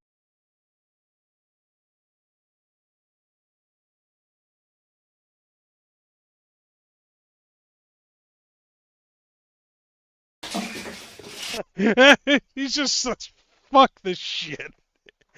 Like, no matter how hard they try to fucking tape that shit up, that cat is an asshole, but that is so goddamn funny. Like I said, dude, I'm laughing so fucking hard at that shit. Standing up, I throw my fucking back out. And I thought that that was absolutely fucking hilarious seeing that shit. But I definitely have to fucking bring it down. All right, because we got some, what I think is some pretty shit news. Because like there's some dumb shit, some dumbass shit that fucking.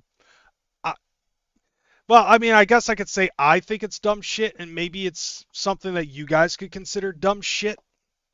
But I've been seeing this pop up on Facebook lately, and cats have no spine, dude. Ace is king. This is fact when I say this. Cats are a liquid. Okay, like that's 100% factual. Like, and it's backed by science. Cats are a liquid.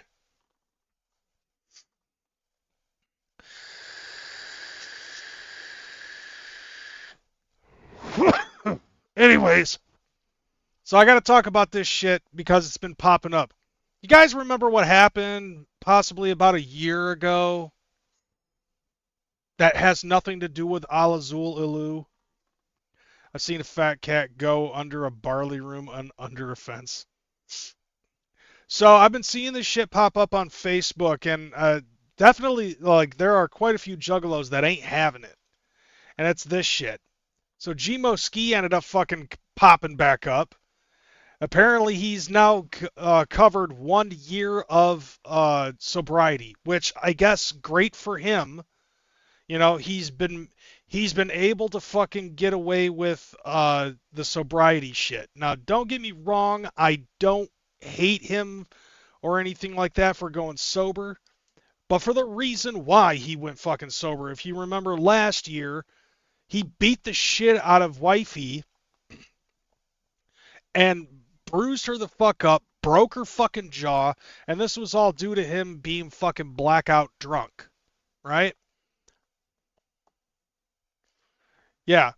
So but like and Drank, you are correct. Yeah, good, that's great, but he's still a fucking douchebag. And post this post fucking proves that statement. This is what he says. 1 year sober. My family survived this storm. No, they walked right into the fucking eye of the storm by taking your ass back.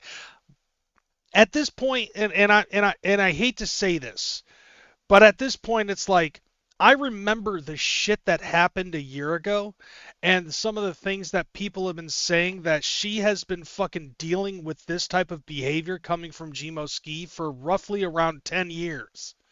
So at this point, if she's willing to fucking take it back for what? The sake of the fucking children?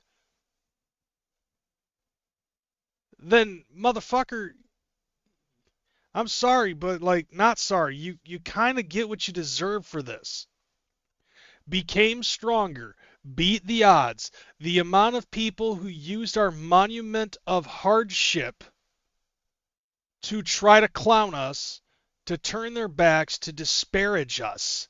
No, you dumb motherfucker, Gmo. It's not our moment of hardship. It's her moment of hardship because of you. And it's not to clown us. We're clowning you. To turn their backs, to disparage us. There is no us, Gmo. It's not your family that people fucking were aimed their fucking aggression on. It was you and the fucked up ass behavior that you had. So why is it that when he says this shit, it feels like he's not taking accountability for what he did? Instead, he's trying to pass the goddamn buck to involve his wife and children. That's still basically fucking saying, it's not even I'm sorry that I did what I did. It's I'm sorry I got caught doing what I did. And in addition to that, that's not taking accountability, which last year you posted to people that you were going to go to rehab so that way you could take accountability for your actions. And during that time, by the way, keep this in mind. nobody fucking knew about what was going on until a month after. So it was July of last year when all of this shit fucking went out. So yeah, the timing is right. You've been in recovery and sober for a year. But you've been feigning accountability for 11 months. And you were running from it for a while. Some people were happier than ever that Gmo was down, that something went wrong. Dude, you're a fucking lolcow on this side of the fence, dude. And on top of that, it's sad because like as soon as like you hid this information from your employees and then they fired you when they found out about this shit unceremoniously. Is he even still on the fucking list? I'm going to look that up.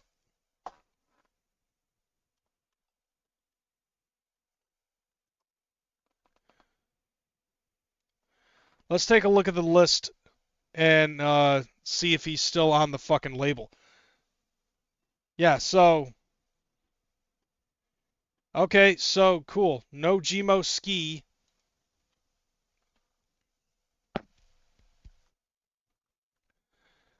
Wow, they haven't updated this section since 2024?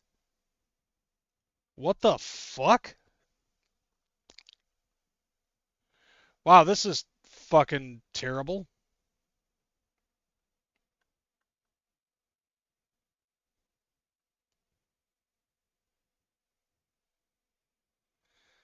Wow, and they still have fucking Al Azul Ulu on here.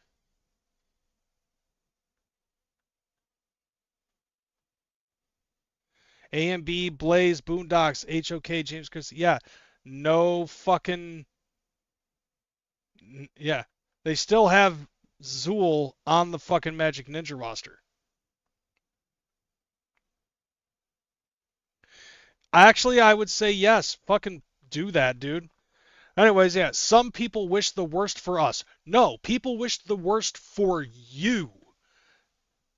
There were people last year after this shit fucking happened that ended up starting GoFundMes for your wife and kids. Let's see, gave me and my family no grace. No, gave you, Gmo, no grace.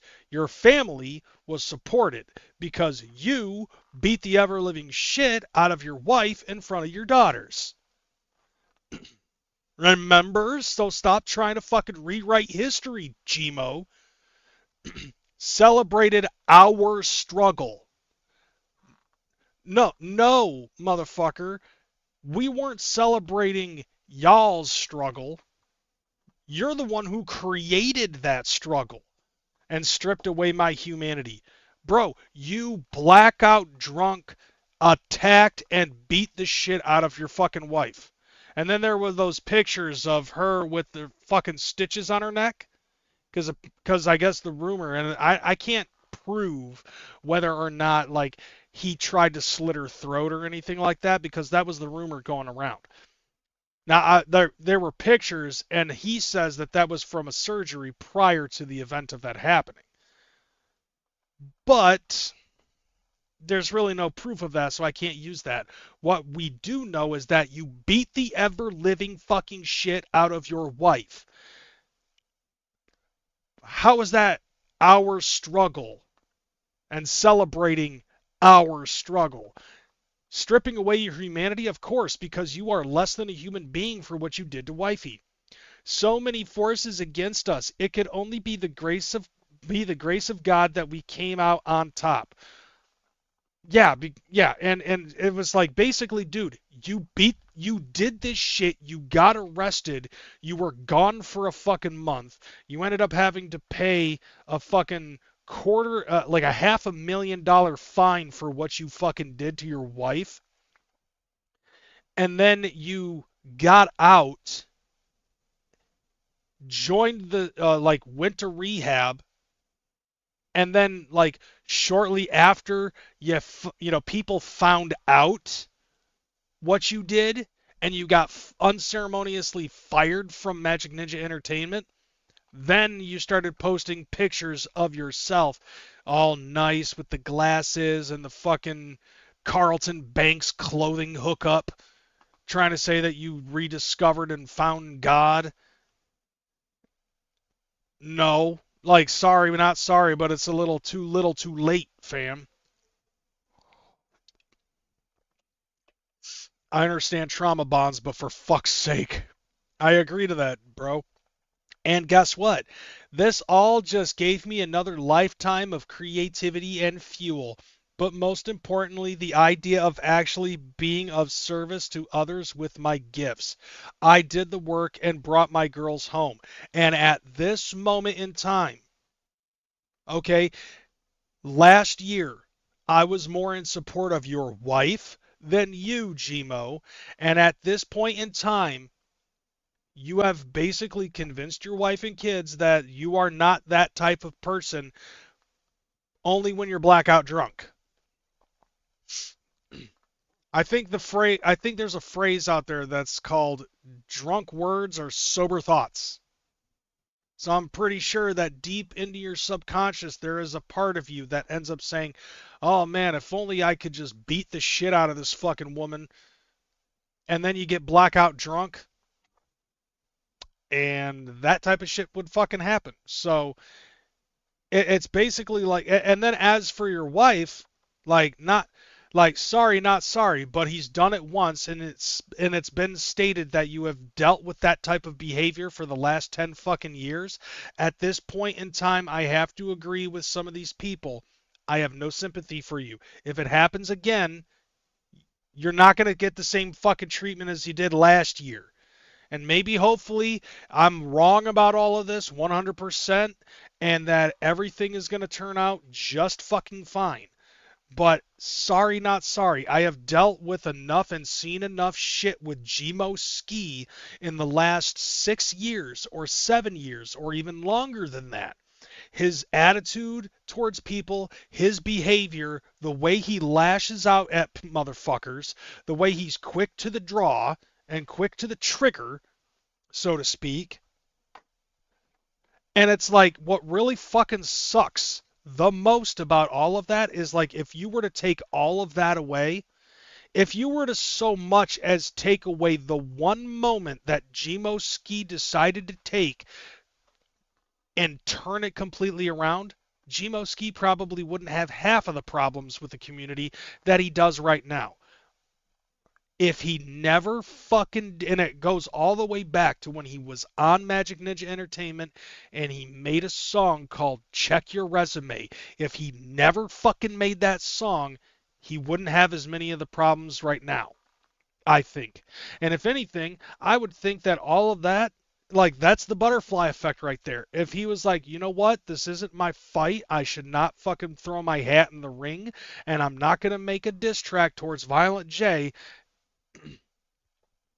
he probably wouldn't get shit on so fucking hard that it would have led to him fucking drinking and eventually becoming an alcoholic and getting blackout drunk and beating the shit out of his wife and making everybody hate him. It's that one fucking move. Because like they said at Psychopathic, we don't have a problem with anybody else that is signed to Magic Ninja Entertainment except for Twisted, Otis, and the other people who used to work for us. They had no problem with Gorilla Voltage. They had no problem with Alazul Olu. They had no problem with Gmo Ski. They probably wouldn't work with them because they work for Magic Ninja, but they were fucking cool. And then Gmo just fucked all that up. Simple butterfly effect. And it really sucks too because Gmo Ski, for me personally, I think it sucks because Gmo Ski is into a lot of fucking shit that I like. He likes video games, especially old school video games. If you know how much he likes fucking GameCube. And then he also likes anime. Like, here he is wearing a Perfect Cell shirt. You know, on top of that, he's it appears that he's a fucking family man. But instead, he ended up doing one of the second greatest fucking things, which was inspired somebody to make a fucking a character also wearing a Ushanka. If you know, you know. Especially the fucking people who follow me and my friends, like CPN. But yeah, so like basically it's like, oh, okay, so this makes everything that you fucking did last year okay? I don't fucking think so. Including the people who I ended up taking this picture from. Yeah, they don't like a lot of juggalos aren't going to believe a fucking word you say, bro. Like it doesn't take just 1 year of, turning, becoming sober and turning claiming that you turn yourself to God dressed like fucking Carlton Banks in order to get people to fucking be like, oh, okay, there's still a lot of shit and that you have to fucking take accountability for. This right here with the words that you're saying is not taking accountability. If anything, it looks like to me that you're trying to pass the buck to make your problems your wife's problems and your wife's problems not your problems. Even though you were the one who ended up causing your wife's fucking problems last year. Can we be real here? Reword some of this shit, dog, because nobody fucking believes you.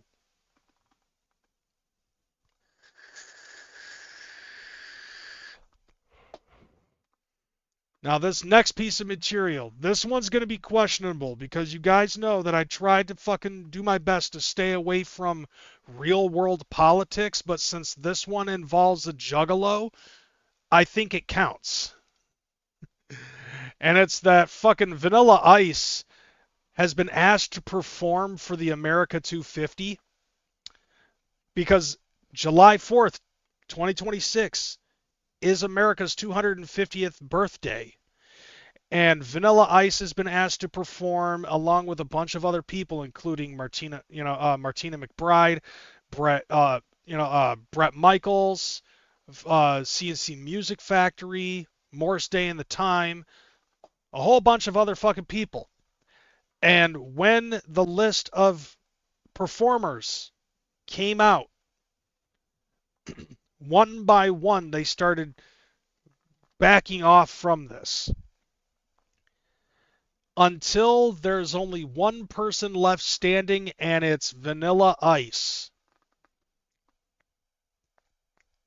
Now, I'm putting this up because it's fucking Dark Lettuce, all right? Dark Lettuce is a fucking joke page. And then when I saw that Dark Lettuce with their whack report posted this, I believe people actually took this shit fucking seriously. Vanilla Ice tells Trump he knows some insane clowns if he needs more musicians for his Freedom 250 concert. Like, that's not fucking real. If anything, that's dude trying to be funny. And if anything, if it's fucking sobering people with their sensibilities, then it's even funnier. Because Vanilla Ice is probably not going to ask ICP to fucking perform at this shit. And even if he did, they would probably say no because of how much Violent J does not like Donald Trump because he also has fallen, for the fucking mainstream media, which is ironic anyways. But I did come across a video that Vanilla Ice ended up being interviewed talking about the Freedom 250. And I feel like that he actually made a very good response. Probably one of the smartest responses that anybody could fucking put up out there. So here we go. If Biden called up, and he said, my daughter's getting married, we need Vanilla Ice, I'd go play. It's not a big thing. You play for your fans. We don't get a chance to pick our fans. They pick us.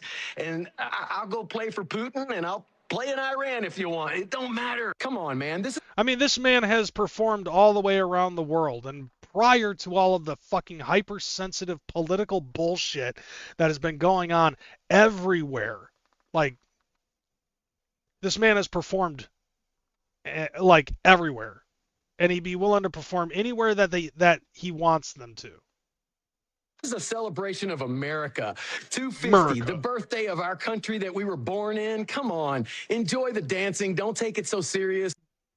America. Vanilla Ice, one of the few artists who is not dropping out of the America 250 concert, which should have been a night of unity celebrating our great nation, but it's turned into an event exposing singers who are so woke they can't put their political opinions aside for one concert. Those singers include eyeshadow-wearing, bandana-clad Bret Michaels from... Now, here's the thing, though. I don't think, like, I think he's wrong in saying that that they're not fucking being a part of this because they're woke. I think what it is the woke mob has fucking scared these motherfuckers shitless to be like, oh, if you perform this, we're never gonna fucking listen to your shit again, or something like that, or we're gonna storm the fucking stage, or whatever the fuck. The 80s hair band Poison, who at one time appeared on The Celebrity Apprentice, but suddenly he can't be associated with Donald Trump. And neither can Young MC, the one-hit wonder Bust a Move, or the Commodores, who honestly haven't been relevant since Lionel Richie left. That was more than 40 years ago. Damn. Or Morris Day, who is best known for being frenemies with Prince, or Martina McBride, who doesn't want to get political, unless, of course, it's for Barack Obama. Oh, damn. Like, that's a snap right there. Please welcome. So, basically what he's saying is that Martina McBride is willing to fucking, take sides, I guess. CMA's 4-time Female Vocalist of the Year, Martina McBride.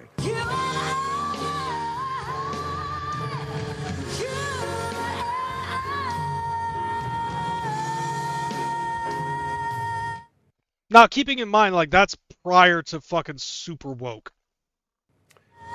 Vanilla Ice, one of the few performers who has not dropped out of performing at the concert honoring America's 250th birthday. America. Vanilla, what do you prefer, Mr. Ice? What are you making of all of this?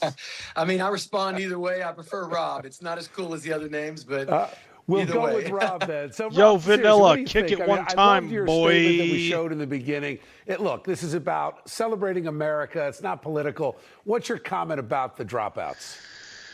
I mean, everybody has their own thing and their own, response, and I respect whatever they have and whatever pressure they're dealing with or however they view it. It has nothing to do with me, but standing alone for me, I can tell you right now, this is an honor.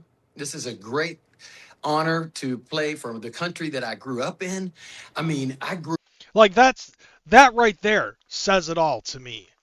It's like he's not fucking looking at it from a point of politics. He's looking at it from a point of, this is America, damn it. And that's what we're celebrating is America.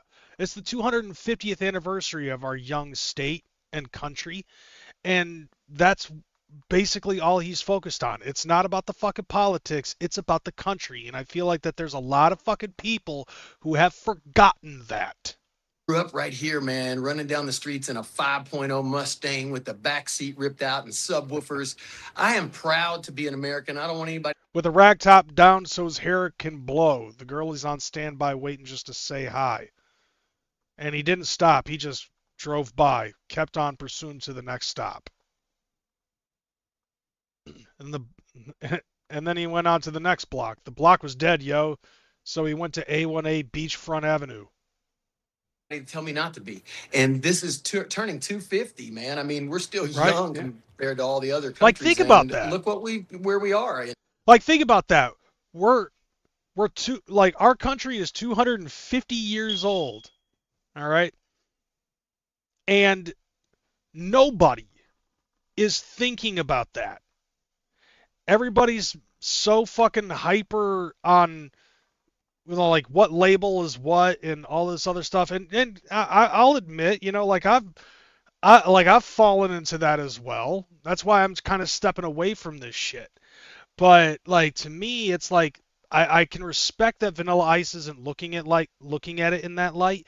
He's looking at it more the fact that this is a landmark that is deserving of a fucking celebration. 250 years that this country has stood. You know?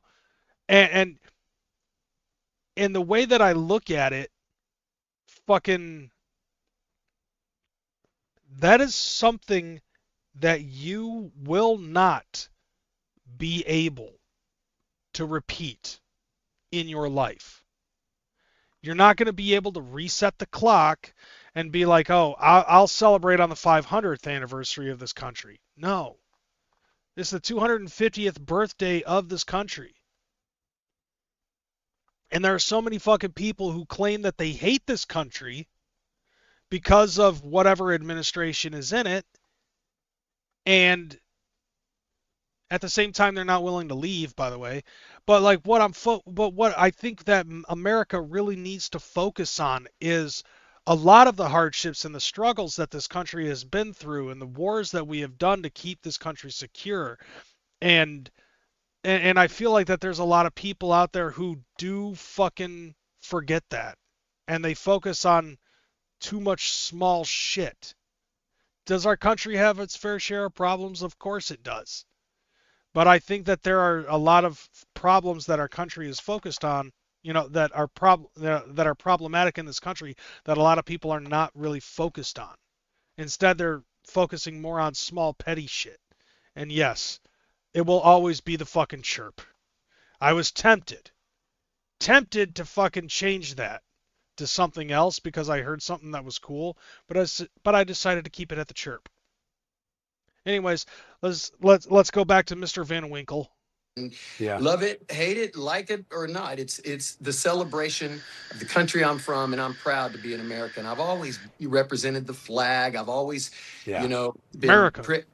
Patriot for the soldiers out there, man. You got to respect the guys out there and what they've done and our freedom and everything about it and what these people have to go through. This is a celebration. But as a musician and an entertainer, I just try to stay in my lane, It's about just, I'm just here to entertain. And like I said before, I'll play for anybody. As an entertainer, you can't pick your fans. See, look at that shit. Yeah, so, great line.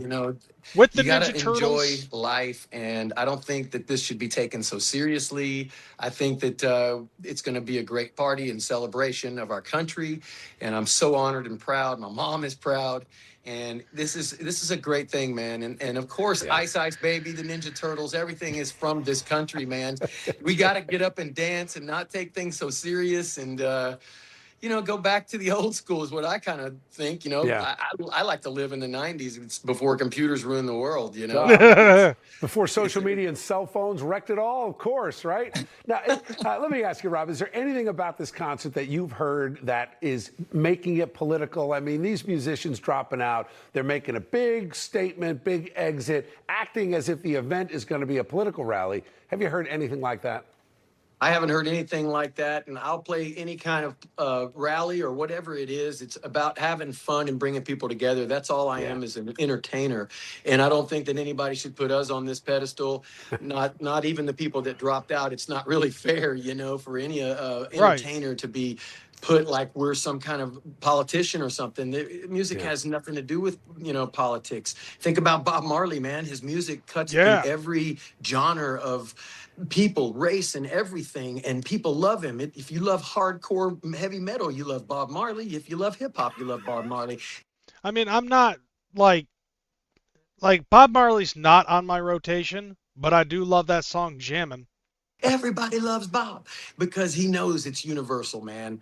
And he could be very adamant about his religion and stuff, and you still listen to him. You're still loving the vibes and the energy, man. That's what music is. It's supposed to bring people together. And that's Bob Marley, the great unifier. I mean, just like our fucking shit. And once again, that's one of the reasons why fucking I still love Vanilla Ice to this day. And if anything, just like this kind of fucking example, I love him even more. Fire. Now, President... Would he play a Klan rally? I mean, he is playing for fucking Trump, and apparently people think, oh, he's already playing a Klan rally, but whatever. No, I don't... I think Vanilla Ice is probably wouldn't fucking do that. I doubt that he would play a Klan rally because that ain't love, And look at him, dude. Like, the dude's all about fucking positive vibes. Trump posted this weekend on Truth Social. He said, we should have a giant Make America Great Again rally for 250 instead of having overpriced singers who nobody wants to hear, whose music is boring, and yet who do nothing but complain. Cancel it. What were your thoughts when you heard the president's like, I'm done? Dude, he is the most entertaining president ever. Yeah. I don't vote, so I don't really take any of this stuff serious. I'm from the 90s, so for me, I just enjoy the entertainment. He lives down the street from me. I think they're awesome. I've been there. It's great. It's a beautiful place. The landmark of the Mar-a-Lago is like a castle, man. It's beautiful. But I like Trump because he's such he's the GOAT for real estate. You got to admit that. Yeah. And I'm into colorful. real estate. Let me ask you, Rob, your hit, Ice Ice Baby, it's being used to troll the groups who are protesting deportations and ICE. What do you think of your song being used that way? Man, listen, he laughs at it. My song went #1 because of this and the Olympics at the same time this year, 35 years later. I couldn't believe it. At Forbes, it was on. I was like, what? I thought my friends were like, AI in me or something. And it was true. And I was like, oh my God, this is crazy. But you know what? And it was both sides. It wasn't about, sides. So that shows you that it's just entertainment, and it's a fun song that people remember forever. It's iconic, man. Dude, I fucking know this. Like, I fucking used to do the song for karaoke all the fucking time. I love Vanilla Ice. And it represents the 90s. Get your fanny pack on, your dancing shoes, man. And the Walkman, right? Don't forget the rat tail. Walkman, pop it in. Rewind that cassette deck. I love with it. a pencil. Thank you. Vanilla Ice. We'll be seeing you on stage soon. You take care. You got it, my friend. Thanks for having me. Be good. Like, I love that. And I feel like that Vanilla Ice, I feel like Vanilla Ice ended up giving out the most perfect fucking answer. And that's something that I feel like a lot of performers tend to forget. Y'all are entertainers. No one should really be giving a fuck less about what, you feel politically about, whatever the fuck Taylor Swift thinks, or whatever the fuck Green Day thinks, or anything like that.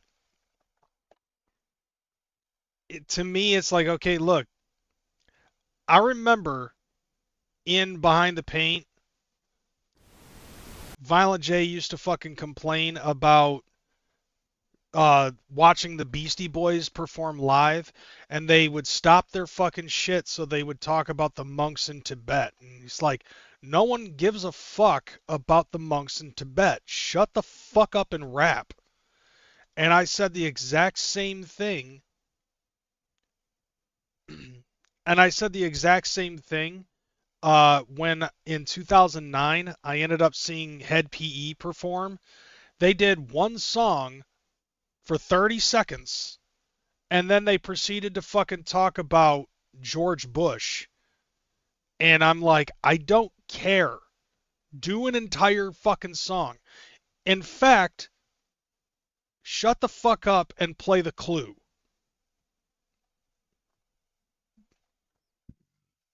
Simple enough. Jared, shut the fuck up and play the fucking Clue. I bet the government wish they got rid of him around his peak nowadays. I don't know. I'm not going to get too far deep into it. My point is that Vanilla Ice is now the last man standing in this long list of all the fucking people that were asked to perform for the America 250. And the reason being is because he's not focused on the politics. He's focused on the country. And I feel like that is a very agreeable. And I think that there's a lot of people out there who have forgotten to do that and are focused so much on fucking politics, and it's created a fucking sickness in this country that while it has provided me great entertainment and the capability to even entertain y'all with it, I've stopped doing that. I just wanted to bring this out because, well, Vanilla Ice is a fucking juggalo through and through. They should do Afro Man. I agree. They should have Afro Man. Yeah, it doesn't matter. Politics aside, I personally think that these people should be performing. And if anybody's got enough hate in their heart to fucking threaten the artists that are on there, or the artists, like the artists were already fucking signed to do that shit. It's not, they can't fucking say that they didn't know. You know what I'm saying? Dude, I would love Afro Man to be at the America 250 and sing about goddamn pound cake. All right? Mama's Lemon Pound Cake for main stage at the America 250. alongside Vanilla Ice doing the hook. And also, I want him to fucking sing. I'd also want Afro Man to fucking sing the song, "Will You Help Me Repair My Door?" Because that would be awesome. And of course, Colt 45 and 2 zigzags, as well as Because I Got High. That would be fucking fresh. All right. One last thing that I feel like needs to be shared. Yeah, exactly. His diss towards the cops for main stage. Will you help me repair my gate? Will you help me repair my door? Like that would be awesome. All right, so last piece of material. I forgot to talk about this at the very beginning of the show during the whole "How was your week" thing. Yesterday, actually, because like this ties into the last thing that we're going to be talking about.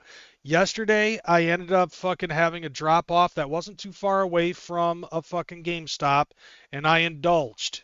I ended up finally picking up a physical copy of Pragmata. Now, apparently, this video game has been unlocking a lot of fucking paternal instincts in the players that play this fucking game. Mainly because you're playing this main character with an AI little girl. And I've seen some cutscenes where like the girl actually fucking draws a crayon picture of her with the guy, and it's like daddy daughter kind of shit. And it's caused people to fucking be like, "Oh, dude, I want to be a fucking dad." Like, people fucking playing this game, like nerdy losers like myself that don't have kids, unlike myself, because I already have kids, are basically saying that they want to stop being incels and want to fucking, raise a family. And of course, they get fucking shit on Twitter and Reddit, which are both fucking, double-sided cesspools. No matter what side you fucking look, those motherfucking places are all goddamn cesspools. And they're all being made fun of because, and that's the weird thing too. These people are being called incels for wanting to start a family and meet a girl. Not particularly in that order, but you get the point. I thought we already understood the concept of what an incel actually was. An incel being an involuntary celibate, not somebody who's like, I want to start fucking. And they're getting dissed for wanting to fuck and being called incels in the process. Do these people not understand the concept of fucking language? Try to remember the language we've all agreed on and the definitions behind it. Stop changing fucking things no matter what. But I'm looking forward to playing Pragmata. I'm probably going to play that offline or something like that, in whatever spare time that I have when I'm not streaming stuff on Twitch, because right now I'm playing WWE 2K26, and I just wrapped up Chapter 2 of The Island. And there's a couple of other things that I got to fucking check out. But on top of that, let's talk about some other stuff that has been announced, because a lot of trailers ended up fucking coming out. I don't remember the name of the fucking event, but there was an event that came about and they ended up fucking showing a whole swath of different trailers for games that are going to be coming out. It wasn't E3, but I did see this on Facebook, and apparently they're re-releasing Fable. And this is supposed to be, I guess, a full remake of the original Fable for the regular Xbox, which I believe I have a physical copy of Fable Anniversary, and Fable 3. And I don't know, I don't know if this is 100% a continuation or if it's just a remake of the original. But I'm looking forward to it because I like Fable in the sense of what, depending on how you respond to certain things, will change the aspect of the fucking game, and you'll have a different ending, which I think is fucking cool. Now, there are some other things that are going to be coming out. Last week, I ended up talking about how Capcom is releasing some Mega Man games, and also there's going to be a whole bunch of Resident Evil games that are going to be coming out. But I don't feel like that's something that I need to speak on, because I never really got into the fucking Resident Evil series like a lot of other people. However, there is a series that I am definitely 100% invested in, and that is the Final Fantasy VII Remake trilogy. And they finally released the Final Fantasy VII Part 3 trailer with its name. And the name is Final Fantasy VII Revelation. Here's the trailer. Long ago, a shadow fell upon our planet. Yup. Guided by calamity, one man sought dominion through reunion. By his will, a star fell. Yup. A meteor. So yeah, he called summons forth meteor. to bring ruin to all. Now, apparently, like, as you play throughout the game, you'll be able to see Meteor no matter where you fucking go, I guess. But our planet answered, awakening mighty weapons to stand against the celestial threat. Now, hope endures in those who fight. Dude, you have to fight all the weapons. Long story short, the world's in trouble. It has been for a while. So what are we waiting for? Let's give Sephiroth the beating of a lifetime.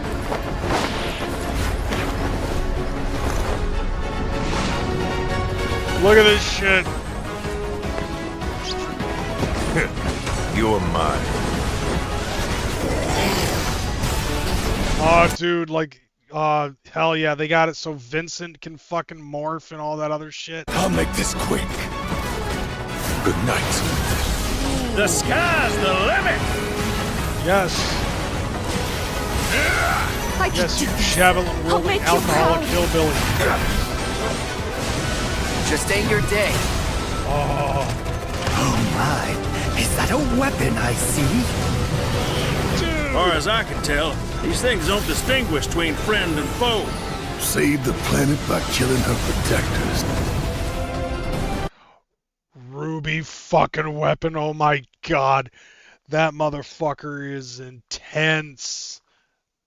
Holy shit. Yeah, that thing is terrible in the original game. That sounded like Diedrich Bader. That's awesome. Look at that shit. Let us put your faith to the test, Cloud. Oh, and that definitely,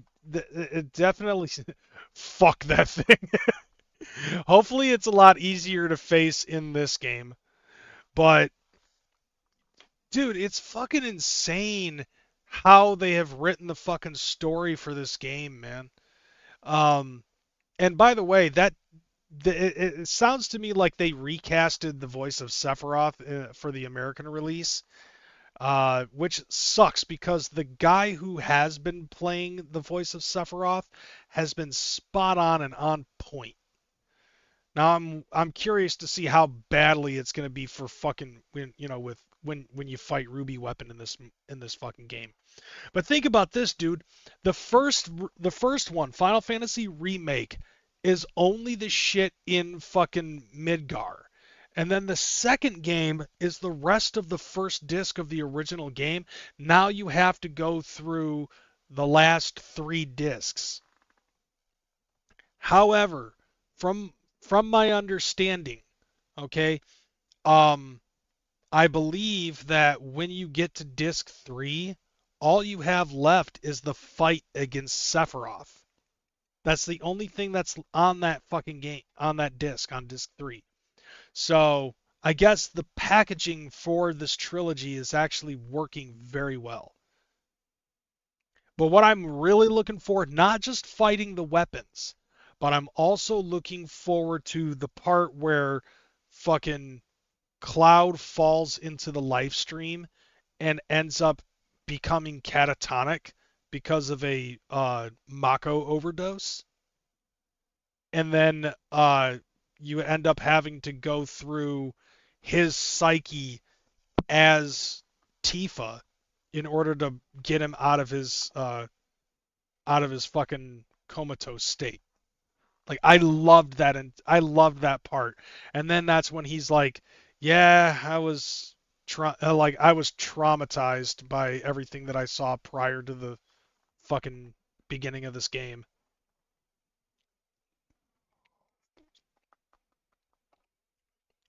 I could see that Sephiroth and Sashomaru. Yeah, I could see that. But look at that shit. Holy God.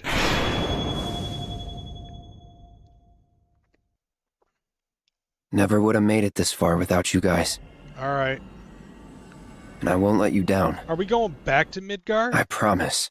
At last, the promise is fulfilled. The journey ends here. Fuck yeah.